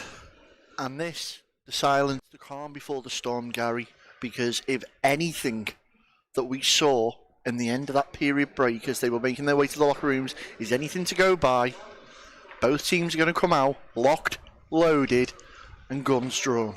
Actually, I think it's because the power tripped over on the far side there, so they've stopped the music. But nice build up there, Ben. So, as you can see, there are nice new rink board provided by the staff here at Planet Ice Widnes, and it's notably you can see all of our various outlets there. You can catch us on Facebook, on Twitter, on Instagram, on YouTube, and of course on our website, which is basntv.com. That's the British American Sports Network, Ben. And they do a thing called Drop the Puck. Very good, very good. Guys, don't forget we have got the chat open. Keep sending us your thoughts, your comments. Again, we apologise for the technical issues that we experienced at the beginning of the show. We'll just have a quick look at the chat now. So, obviously, we are a man short today. So, we'll say hello and a hidey-ho to our techie at home, Dave. Hope you get well soon, mate. And we're certainly in for an interesting third period. What, with Dave? No, not with Dave. Oh, okay. That's the whole thing. Dave's not here, man. Oh, Dave's not here, man. So, George, third period, a goal down, all to play for. What are you doing? Well, brilliant second period from the Wild. They want more of that. I think they were clearly dominating that period for large spells. But credit to Sheffield, who soaked up a lot of that Wild pressure, looked very controlled and composed. So it's going to make it, I think, a very interesting third period here. Well, what obviously the viewers won't have heard, because we were miming it, at the intro, was I actually mentioned to you about the fact that after last night, having games played back-to-back in such a way and such a short turnaround, is this detrimental to coaches when you're playing teams like this? Because clearly, such a goal fest last night, what a contrast. Yeah, I mean, it doesn't seem to show, does it? I mean, both teams look so lively today. Obviously, I only watched the game yesterday on YouTube, as you may have as well. But certainly, the game that I've watched here is two very competitive teams, two very, very, very lively. Would you go as far as saying two different teams? I think they're very evenly matched. Actually, I think these two periods, the one goal scoreline, one goal in it. Does justice to the fact that they seem very balanced. I think Sheffield in that period showed a bit of experience in the way that they played. They got caught once with the defenseman pinching in, and that's the kind of mistake that I think they'll be wary about in this period. They'll look to kind of close things out. I think some of those really experienced players who've been playing at the top level for years and years and years, the leadership they've got in that room. Yeah. Well, one thing that obviously the viewers won't have been privy to as we were winding up towards the end of that second period, got very, very feisty, very lively, a little bit of words to and fro. Yeah, a lot of chirping going on. Yeah, and I have a feeling we're going to see a very, very interesting third period. Absolutely, yeah. Yeah, I think there's going to be a few scores to be settled here with this one. Well, it was a very exciting final 90 seconds of the period because Sheffield, who'd been under the cosh for most of the period, came back and had a run of superb chances. There was a fantastic save. Walker made one superb save after having not much to do in the period, and then Mackenzie missed what looked like an open net from where. Well, saying open nets, what about the one that Barnes missed early on in that second period? I mean, they must have been kicking themselves. They'd be level now. And you can't fault it because for the first half of that second period, Widnes were just battering that net. And I was waiting for them to score again. And Sheffield soaked up that pressure really well and then returned serve. And I would say that second period was pretty even though Widnes got the goal. Yeah, I agree. I mean, it's been an even game all told. So, well, it's worth pointing out that both netminders remain between the pipes. So Pearson riding the pine for this one, and Walker's been elected to come out for the start of the third. I can't knock the decision of Gillingham and Spirit on the bench there. He's been having an absolute blinder and stood on his head. Well, I mean, he didn't have a much to do for large spells of that period, and then he came up big in the final minute. Well, that's the sort of focus. So that you need Mr. from your Williams goaltender. has now checked with the goaltenders. And we're away. Puck drops for this third and final period. Can the Widnes Wild get the comeback goal? Will we possibly see overtime hockey? Oh, he said it before we even got started. You know me. As we're back underway with the Scimitars' early pressure on the Widnes Wild. Griffin's going to try and get over there to beat out Gibson. Can't do it. Great little play from Widnes, but it's come down onto the glove of Gibson. Tries to lay that off at Tate. It's gone off the boards behind the net. Brown trying to dig it out, can't do so. Nixon does well to hold it, decides to go back to Morgan. And this pairing of Nixon and Morgan been quite resilient tonight in Sheffield to turn that puck over. As Griffin is going to receive that for the Wild. He's chased down by Brammer. Brammer, one of the people involved with the slight altercations post period 2. So our eyes will be on him. As Wild come out with that puck, try and play it through, but McKenzie at the blue line just denies any movement there. McKenzie certainly will have had words to speak in the locker room with the presence and the knowledge he can bring.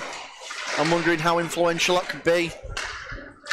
Just a quick shout out to Paul Mason, hi from Romford Raiders fan.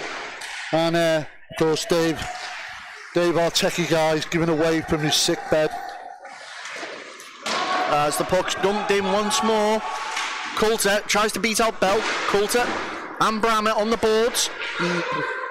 3 men of Sheffield over on the one Widnes player, but he's managed to get it away. Oh, Ripley chasing it down there. And Ripley has not let up tonight. He's put in a shift and a half, to say the least. Yeah, I was impressed with him last night, George Ripley. He's quite prolific and putting a lot of pressure on Widnes then. Yeah, he seems to have the speed to get wide on these defensemen.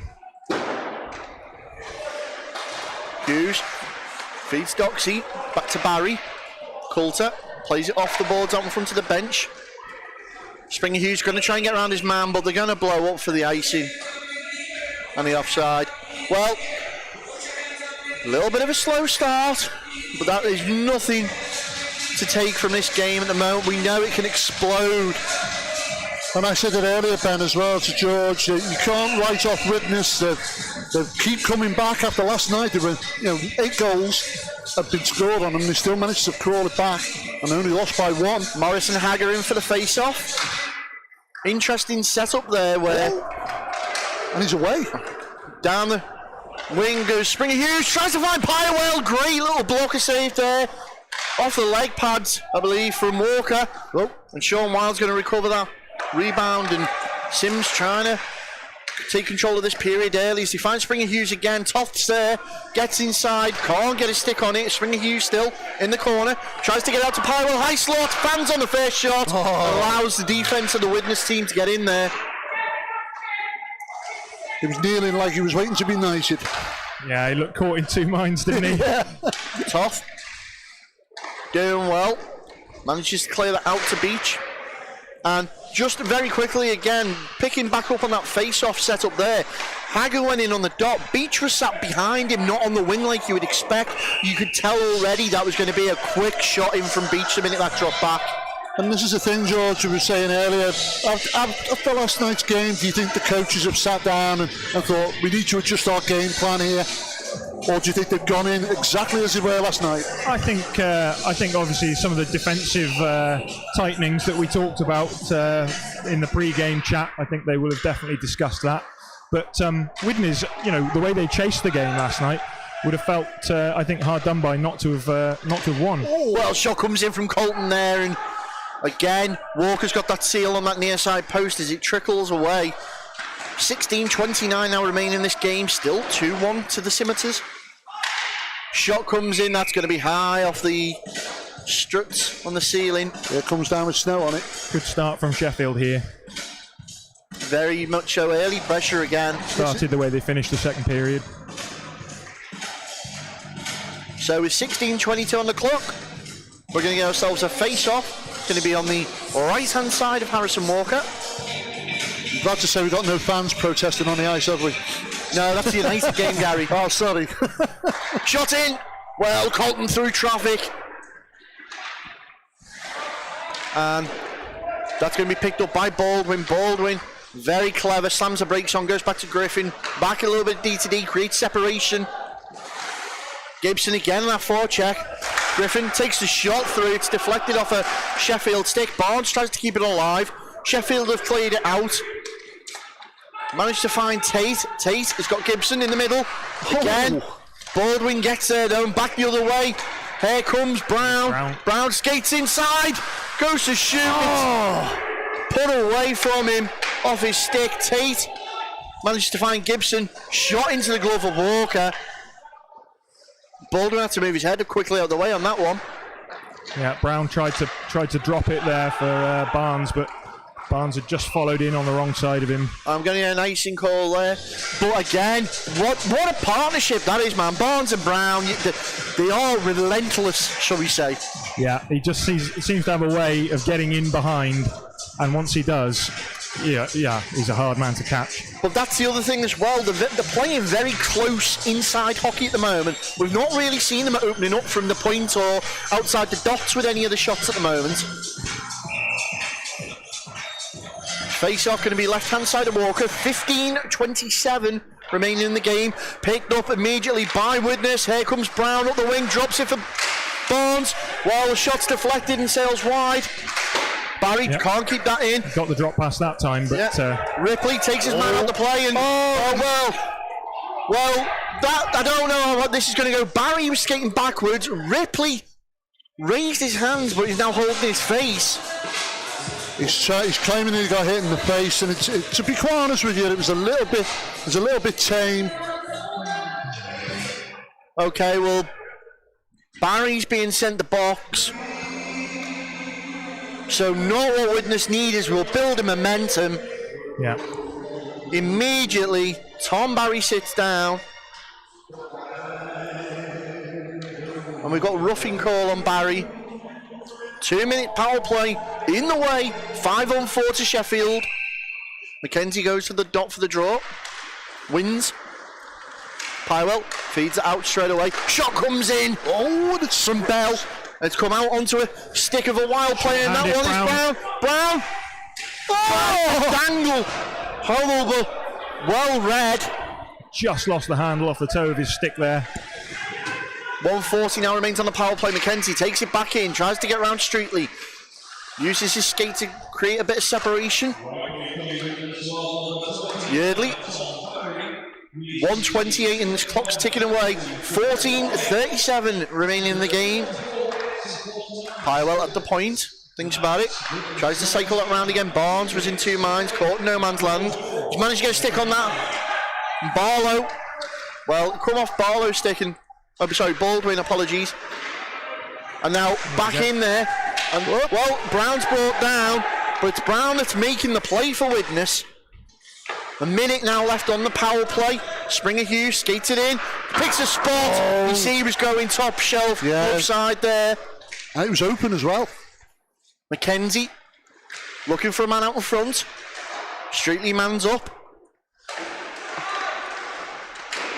And again, Brown doing the defensive duties on the PK. 38 seconds now remain on the power play. 13-14. And it's an odd man. We got a 2-on none. Barnes Brown. What a save. What a save. Denies. That's going to be a big boost to Sheffield and himself. 25 seconds. Fantastic save. A little bit of tic-tac-toe between the two boys, trying to play with his head. Shot in from Gibson, blocker save from Walker as he answers the call. 13 seconds now remain on this power play. 13:20 remain in the period. Sheffield absolutely banging, kicking and screaming on the door. Widnes can't buy a goal. 3 seconds left. 2-1. Power play expires. Back to 5-on-5. Straight into the glove of Walker. And that will bring about nicely the end of all that. A 13:07 remaining. Well, interestingly enough, I would have put money on Sheffield sticking a goal in there, but Widnes done really well defensively there, George. Yeah, Brown and Barnes killing the penalty, and you watch, as soon as the play breaks down, they are off the mark so quickly. And Sheffield will be wondering how they gave up a 2-0 from their own power play. 13:06 now as the clock starts back underway. We resume action once more.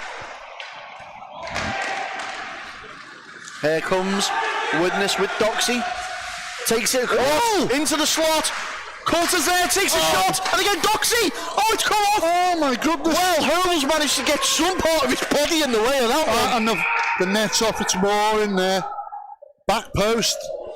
Oh, hang on, we've got is that a cross-check call? Yeah, it's... Is this a delay of game? Are they suggesting that the... Yeah, I think it almost looked like he knocked the goal off its post. Yeah. Well, Gibson skated back to the bench. Tate. Mr. Williams is speaking to Mr. Horner. It's like We've got the stick out of it. Yeah, Tate makes his way to the box. I'll wait for the call, centre ice. And he's called it as a... I think it'll be delay of game. I think he may have dislodged the net and judged to have done so intentionally as the goalie was... What he did was he shoved the Widnes player into the goal and knocked it off its mooring. Okay, so the first, correct me if I'm wrong, but is this not the first power play opportunity for Widnes tonight? It is the first time we've had a Sheffield player in the box. Wow. So I'll tell you what, discipline for Sheffield's been excellent. 12:43 remain in this game as Widnes get on the first power play of the day for themselves. And immediately off that face-off, dumped all the way down, and they're forced to chase it up, and we can see that forward line that's out of Barnes, Doxy and Hyde. Well, trying to cut the puck from being cleared again. They've managed to do it. Doxy under pressure in the corner, trying to find support. He's got Barnes. Morgan's just going to interject himself into that one and clears that down with 1:30 now remaining on this power play opportunity. It's a gifted opportunity and Widnes will not want to waste it. You've got Doxy hanging really high here, literally stuck on the blue line. Here come again with Barnes, decides to take it in himself. Leaves that to go for Doxy. 11:57 now remain on the clock. 1:12 on the power play. Hyde feeds that back for Barnes. Barnes, slot clean ball in! Well, it's come off the blocker and come back into play. Brown at the point. Barnes uses Hyde. Danny Hyde for the Wild. Back to Barnes. 53 seconds now remain on the power play. Brown at the top of the blue.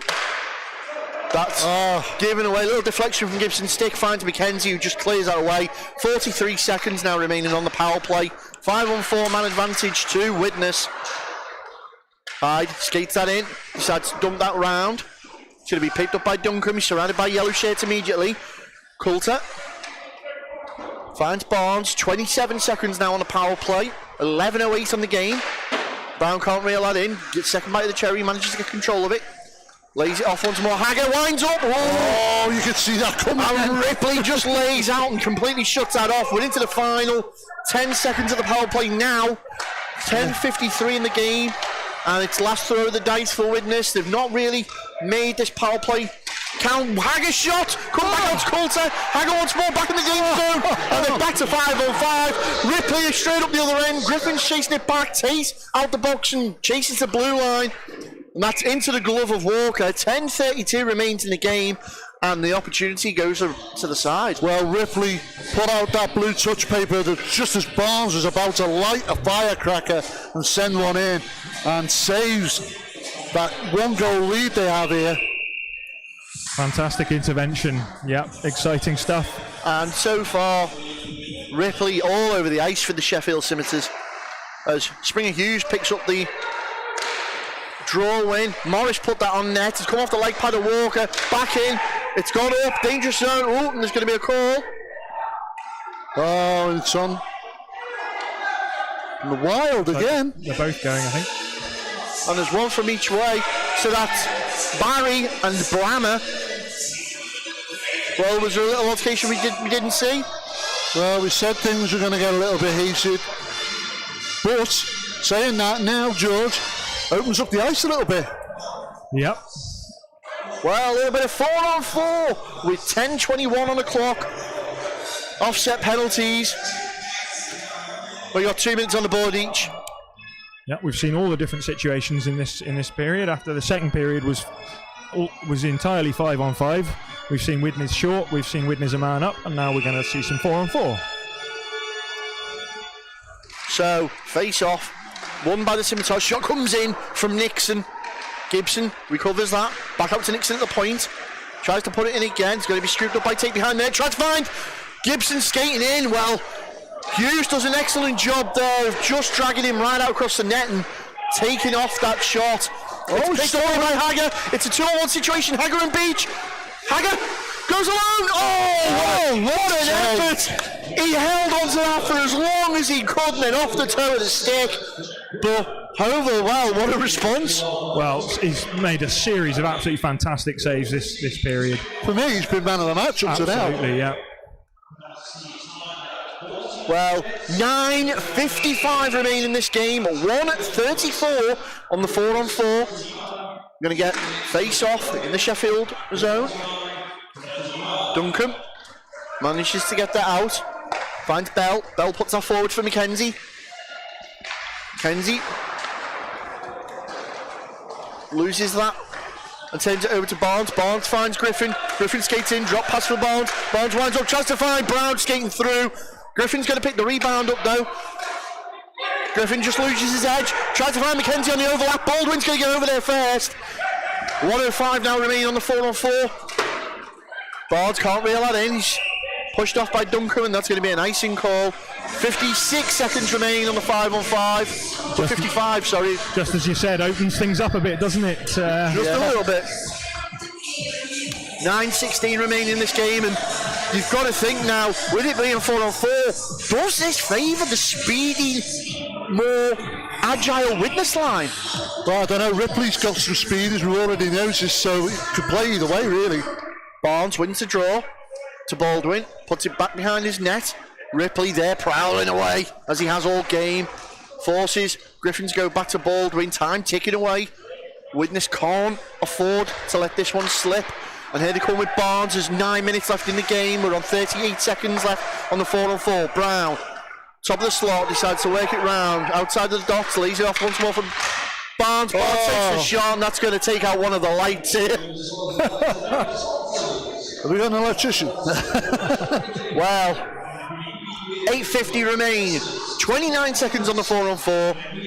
And this open ice now starting to favour the Wild a bit more. That was a lovely chance there. The overlap play between Brown and Barnes, the way that Brown's skating creates room for Barnes to shoot. They've barely been off the ice this period. They played all situations. Good drawing from Coulter to Doxy. Early shot comes in from the point there from Straightley, and it's straight into the leg pads of Oval. We've got 8:46 remaining in the game. 25 seconds on the power play. Coulter and Tate in for the draw. 4-on-4 still. Doxy takes a shot off the blocker. It's come back. Out front, another slapping. Well, Doxy's managed to get enough on that. It's the little chip shot up and over. Howell flat on the floor, defeated. And we see in the replay there. Well, any football player would be happy with that little chip shot straight over the keeper into the back of the net, and it's given Widnes the levelling score here now. It's Widnes Wild 2, Sheffield Scimitars 2. We've got a game. 19 seconds left on them power plays, though. Still 4-on-4. You just got the feeling watching this period it was going to take something wacky to beat Oval. Yeah, And that certainly was wacky. Look at the puck, as they say, as Coulter's now going to change down Morris down this wing. Hager on the ice, and here they go again. Coulter, 3 men flying forward, great across the there. 4-on-4 finishes back to 5-on-5. 8:18 remaining in the game. Well, notably, Ben, George and I certainly watched the game last night. Widnes played a blinding third period. He did, yeah. Could this be a repeat? Straightley tries to find Hager. Wild sends him all the way around. Miscommunication there between Hager and Doxy as allowed. Ruskin Hughes in there. But, well, 7:52 remain as that one's blown dead.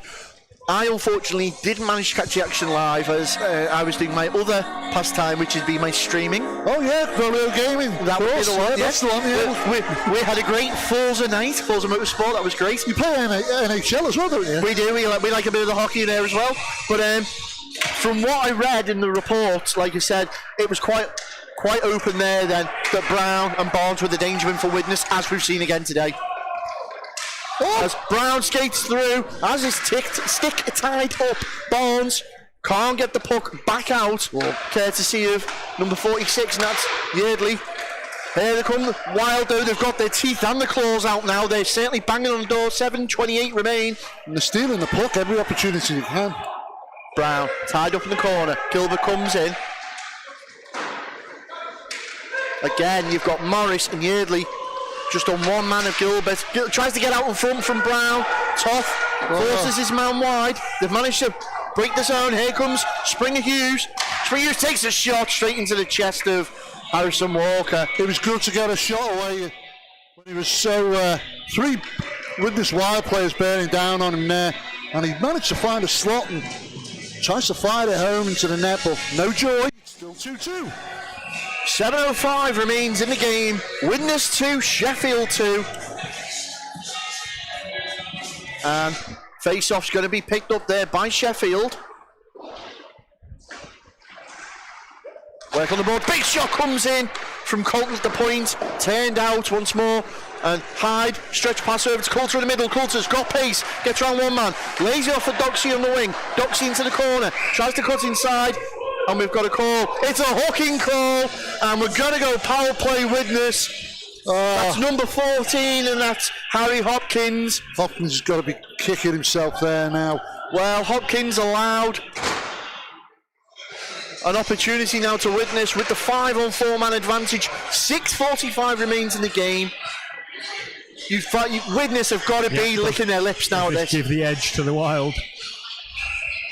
Miss Andrews on the point there, taking Doxey, going for the draw, won by Doxey as they look to set up. Working the puck round now, Barnes, once more, tries to get around Gibson. Shot shot. Well, Hyde is out in front looking for the redirect, he's thrown to the ice. I think he might have tipped that one wide, Hyde. And that's going to go up and out of play, 6:26 remain in the game, 141 on the penalty. Do you know what? I'm going to give a shout out to the officials here because just then Faye Andrews was up against the boards there. All the play and action was right in front of her. Any moment you could take a puck, they take some stick, don't they? Yeah, Team Stripes doing the job. Little bit of words between Hyde and Brown there exchanged with the Sheffield bench as well, which was interesting. So, notably now, we've got Brown playing in D. Yeah, he quarterbacks this power play. He didn't get much of a chance on the last one, but if they can...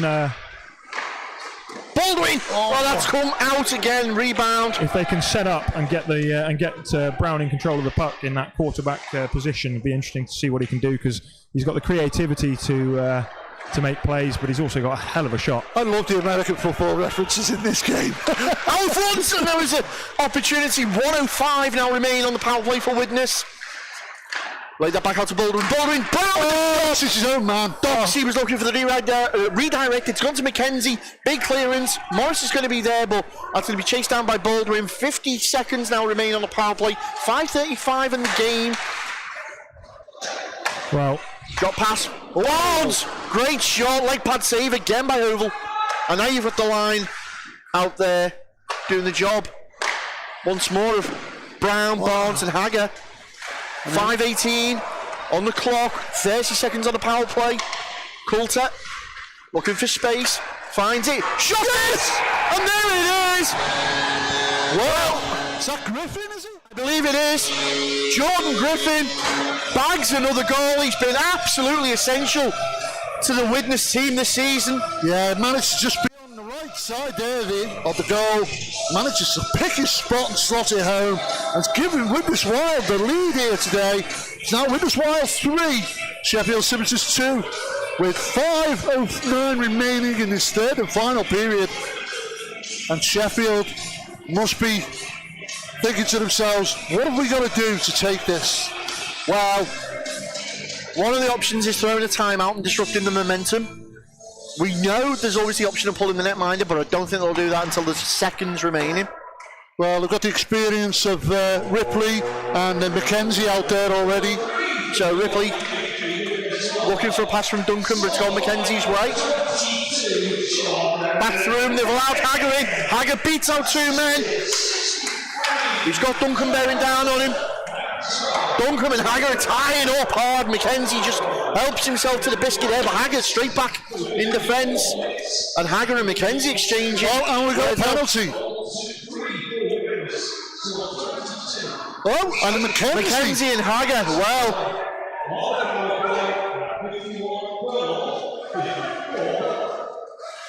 Well, Hagger doing the right thing and skating away here. He'll take the advantage. He's pushed Mackenzie's buttons and there's... Yeah. Oh dear. That's Bell. So we've got Bell and Barry. Well, Barry's been waiting to go. We've said there were sparks early on. Are they going to go? Are the refs going to let them? I think they'll try and just separate them. And they have done. We can see what's going to happen now. Oh, and no. Go on, boys. Off you go. Lewis Bell go in the box. So we've got a bit of 5-on-3. Tom Barry go in the box. No, 4-on-3, sorry. Yeah, 4-on-3, Gary. Let's count. I went to a different school to you. Okay. Mr. Williams takes control of the situation. The penalties are dished out, and on the board, we can see already the penalties are going up. We've got a 2-minute penalty served to Scott Mackenzie. We've got a 2-minute penalty served to Lewis Bell, and there will be a 2-minute penalty served to Tom Barry shortly going up there as well. Well, there it is. You don't want to be handing Widnes an opportunity like this, George. No, I didn't see the initial offence, I've got to say, but Hagger was causing a little bit of chaos down there, hanging on to the puck. He had a couple of guys hacking and whacking away at him, but it's interesting to see the two experienced players, Hagger and Mackenzie. Of course, once Mackenzie's taken the penalty, you can see him fishing for a retaliation out of Hagger to try and level things up, and Hagger with the cool head doing the right thing and skating away. Well, interestingly, Brammer's just skated off the ice. We know Jack Brammer was one of the other instigators before in the agitation that was going on.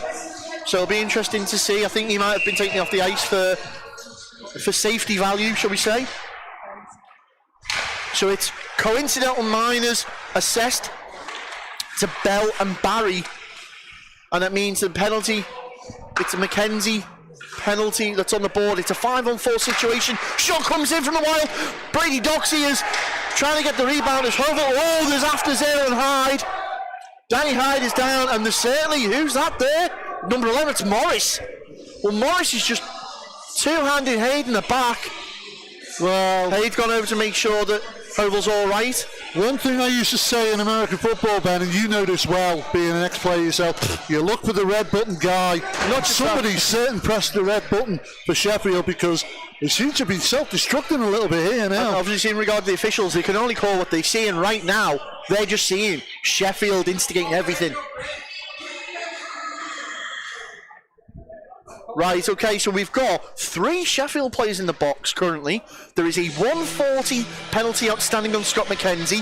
We have the coincidental minors served to Bell and Barry. They're not showing on the board at the moment. That gives us the 5-on-4 situation. In the box now, in the blue side, Morris has now joined Mackenzie and Bell. There is another 2-minute penalty gone up on the board. 4:19 remain in this game. Wow, bit of a party going on in that penalty box for Sheffield. Yeah, well, they're going to need another bag of jelly babies down there, because I think they've already got their way through the first one. So what were we saying about discipline? Well, yeah, exactly. I'm not sure what happened there, but whether Hyde got his stick in on... well, based on the reaction, I'd say that Hyde perhaps got his stick in on the goalie, and that always provokes a fierce reaction. But 5-on-3 will be very interesting now, the way that Widnes set up with some of the firepower they've got. I must say I didn't see the actual incident, but when you see a player on his knees on the ice and a player coming in from behind, giving him a shove, the referee's obviously seen the same thing. So, as it stands now, Widnes still leading by that 1 goal. Right, okay, so Tate is getting back to his bench, shouting the orders. He's got the lowdown. Okay. Confirming probably that it's 5-on-3 here. Now, as a coach, you will no doubt agree that another former BASN presenter of ours, Mr. Steve Fellows, used to say reluctantly, you should always score on a 5-on-3. Yeah. There seems to have been another 10-minute penalty or 5-minute penalty assessed as Deneko's entered the box. So we've got 5-on-3. Clock's ticking away, 4:13 remaining in the game, 1:32 on the first penalty, and that one assessed to Mackenzie as Baldwin grabs that, goes through Coulter. Baldwin, miscommunication there, but he's managed to keep it onside. Brown, taking his time. Barnes, back to Brown. 1:16 on the first penalty. Shot! Barnes, he picks the top pocket! Wahoosh! Well, he gets the puck at the point here, takes his opportunity and slams it right into the net. Hall didn't have a chance to see that coming at all, and has extended the lead here now. It's Widnes Wild 4, Sheffield Scimitars 2. Dare I say that was inevitable? Well, there's a vegetable? Absolute pinpoint one-timer. That's his second one-timer today. Both off the assist from Brown. They're lethal with those, though. Unstoppable shot. So, just to bring everyone up to date, we are now 4-2 to the Widnes Wild. But I've got to say, though, guys, and I think you'll agree with me, Harwell, you can't fault him. Even though 4 goals have gone in, that guy's had an outstanding game. Let's bear in mind we have 1:32 still remaining on the penalty assessed to Morris. We've still got coincidental served to Bell and Barry, who sat down. It's still 5-on-4 though. No, 5-on-4. That's right. That goal will now cancel out the penalty on Mackenzie. Barnes skates it in, loses his edge. He goes down hard, gets back up though. Yeah, I must say, Mackenzie will not want to be sitting in the penalty box. Baldwin finds Barnes in the wing, lays it back off to Brown. Brown and Barnes, that partnership causing all sorts of trouble for Sheffield League. Baldwin finds a bit of space. Brown with a one-timer. 55 seconds remaining on the penalty to Morris. Gilbert does well, finds Barnes. Tempers are still high here. Baldwin. Brown again! Great shot, great save by Hovel. And there's a little bit of, the netminder's masks come loose. You can see on the replay there. Yeah, it's just as Brown takes a shot, and then everybody's firing in as Gilbert tries to pick up the scraps. But the officials certainly all over this now. They're not letting anything give. We've got 44 seconds still remaining on the penalty serve to Scott Morris. It's 3 minutes 3 left in the game. Widnes 2 goals up. Well, all I'm going to say is the Sheffield netminder needs to put a helmet on with the pucks flying in the way they are. Yeah. And some poor guy's got to stand in front of the net without the goalie pads. That's worst job on the whole rink.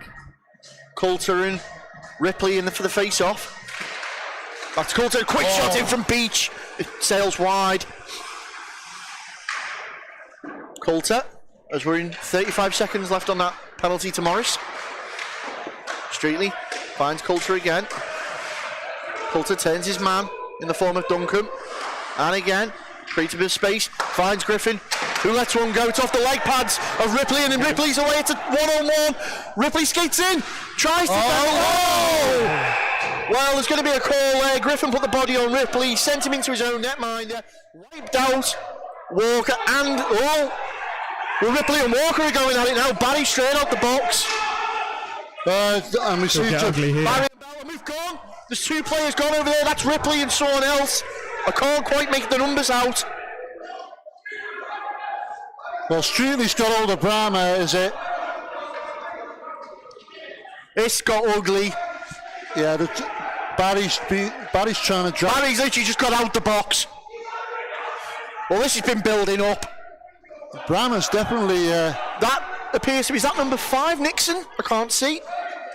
No, it's 7. It looks like a very stretched 7, yeah? Yeah, it is Brahma. Yeah. That's Brahma. Well, that's been waiting all game, to be fair. Barry and Brahma. Well, after all that... So as Brahma adjusts his equipment and heads to the penalty box. Griffin is in the box. Brahma is going to the box. The discipline's gone out of this game. Well, the officials working for their paycheck now. Do you know what? After last night's game and this one now, you knew it was either going to go one way or the other. Well, the goal's still off its moorings at the Widnes end. Barry joins Griffin. No, He's just retaining his gear. What a gentleman. So, penalties littered everywhere, as well as the equipment's all over the ice. And Sheffield nearly back in it. Very nearly. Yeah. It was a nice move by Ripley. He came in with speed. He faked on his backhand. Is that crushing the net? Yeah, it is. He tried to pull it a little bit, and he actually sold it. Walker moved with it, but just stayed enough on his near post just to stop him from tucking it in. But I have to say, it didn't look like he made too much of an effort to avoid taking Walker into the back of the net, and that's what caused the aggravation. Very much so, but this has been boiling over. And Mr. Williams there, Miss Andrews, just conducting the riot act as they orchestrate it. There's only 15 seconds remaining on the penalty on Morris. And he's currently sitting on a bin out of our camera shot. Obviously, again, COVID protocol regulations mean that you can only have so many in the penalty box. I thought you were going to say COVID regulations mean you have to sit on a bin. No. So, well, Sheffield play party box. We have them on our camera shot. But it's getting crowded again in that penalty box, George. And now we've got Duncan and Barry exchanging smiles. And Barry's going in the box again. So he's just got out and he's going back. Well, Tom Barry makes his way back into the penalty box. Sits right back down where his butt cheeks have just been. Hager looks on. Captain Joe Coulter there, just receiving the riot act from Miss Andrews. And Griffin complaining that all the jelly babies are gone. That's because Barry's already spent so much time in there eating them all. They've got another bag down there, I can see it. Oh, yeah. Just wondering whether they're going to open it or not. Can we reach that? No. So, looking at the scoreboard at the moment, gentlemen, 2:34 remain in this game. Can I just say that other confectionaries are available? Obviously, yes. 15 seconds remains on that penalty to Morris. The fresh 2-minute penalty goes up, served to Jordan Griffin, and we will await the result of this fray at the moment. The evidence there, thanks to our cameraman. I will try and do my best Carol Vorderman to work all this out in a minute. Oh, you're going to wear a swimsuit. There was a lovely picture of it now. Right. Here we go. Timeout, Sheffield. Okay. Well, I'm sure that's pretty much more for the officials than it is us.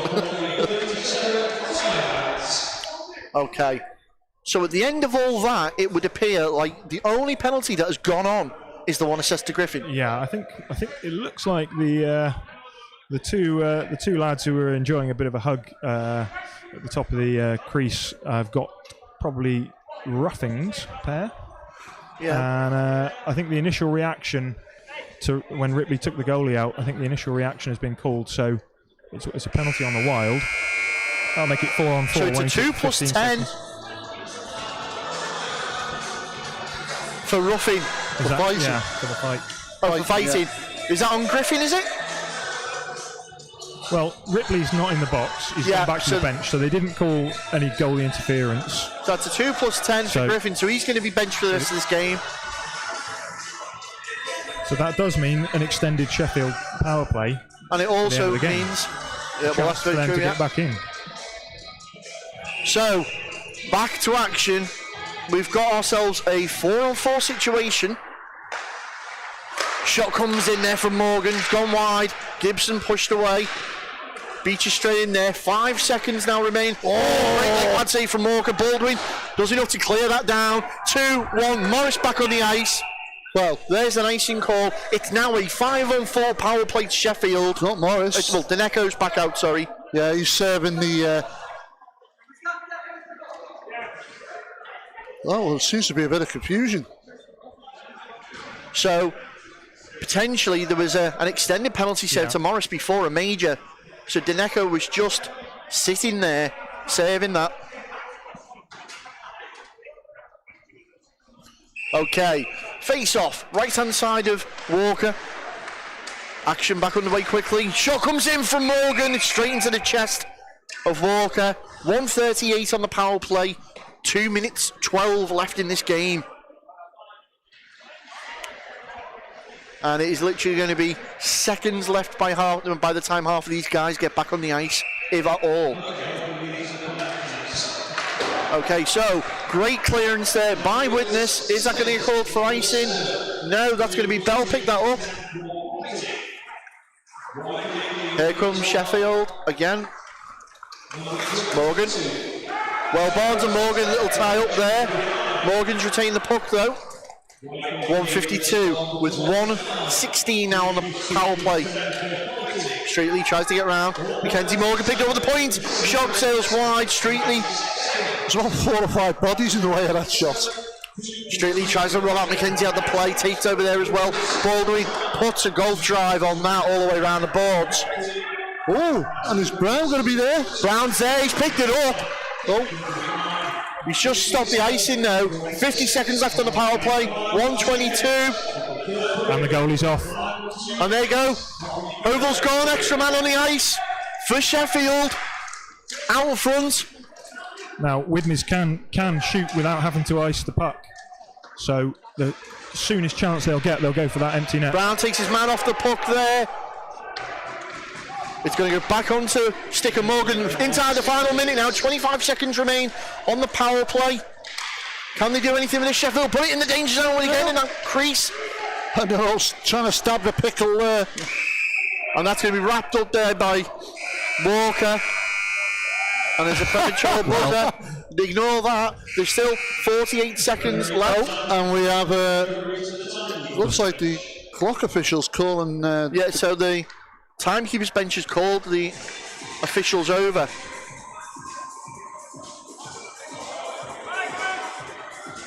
Yeah, it seems to be some discrepancy over the penalties on the board. So Mr. Williams will be explaining. I think it's Sheffield keeping their net empty here. It looks like somebody's got to go and sit on the bench. Yeah.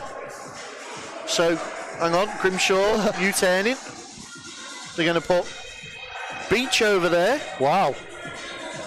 That could potentially be that if in 14 seconds time the puck is in the middle, he could come flying out. They want a quick pair of legs coming out the bench. So 48 seconds left on the game clock.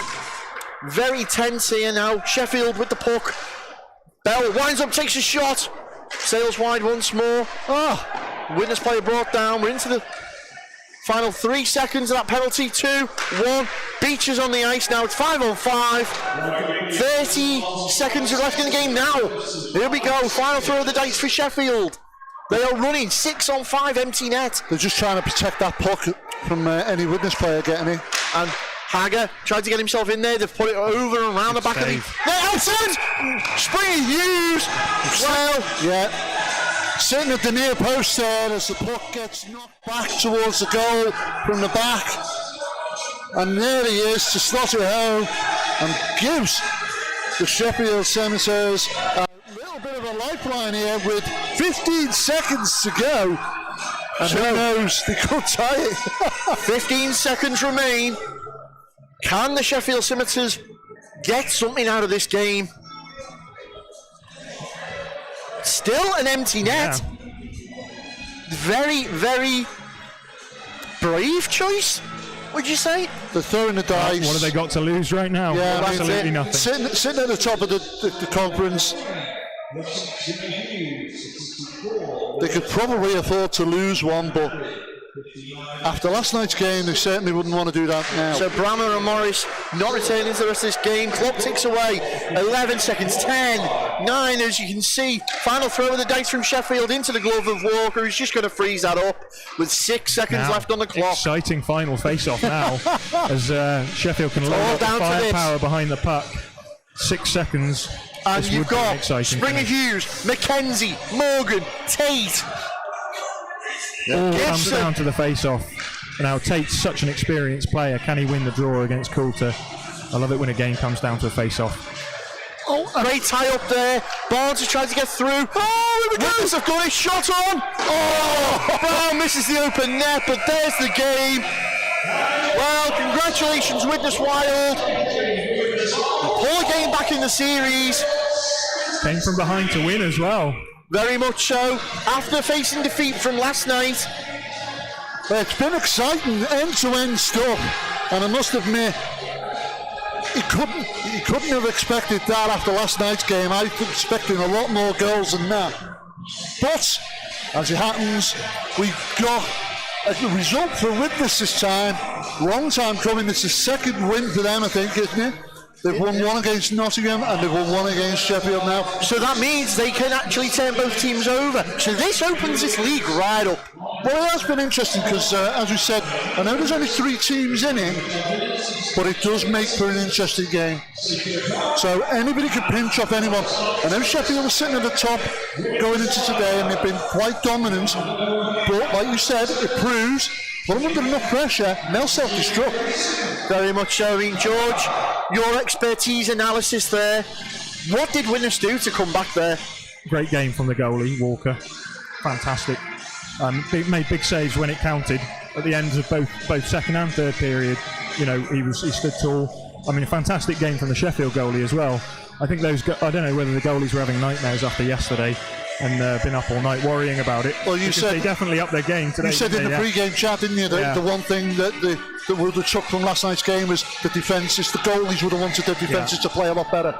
Yeah, and those goalies both had fantastic games, which made it such a close encounter.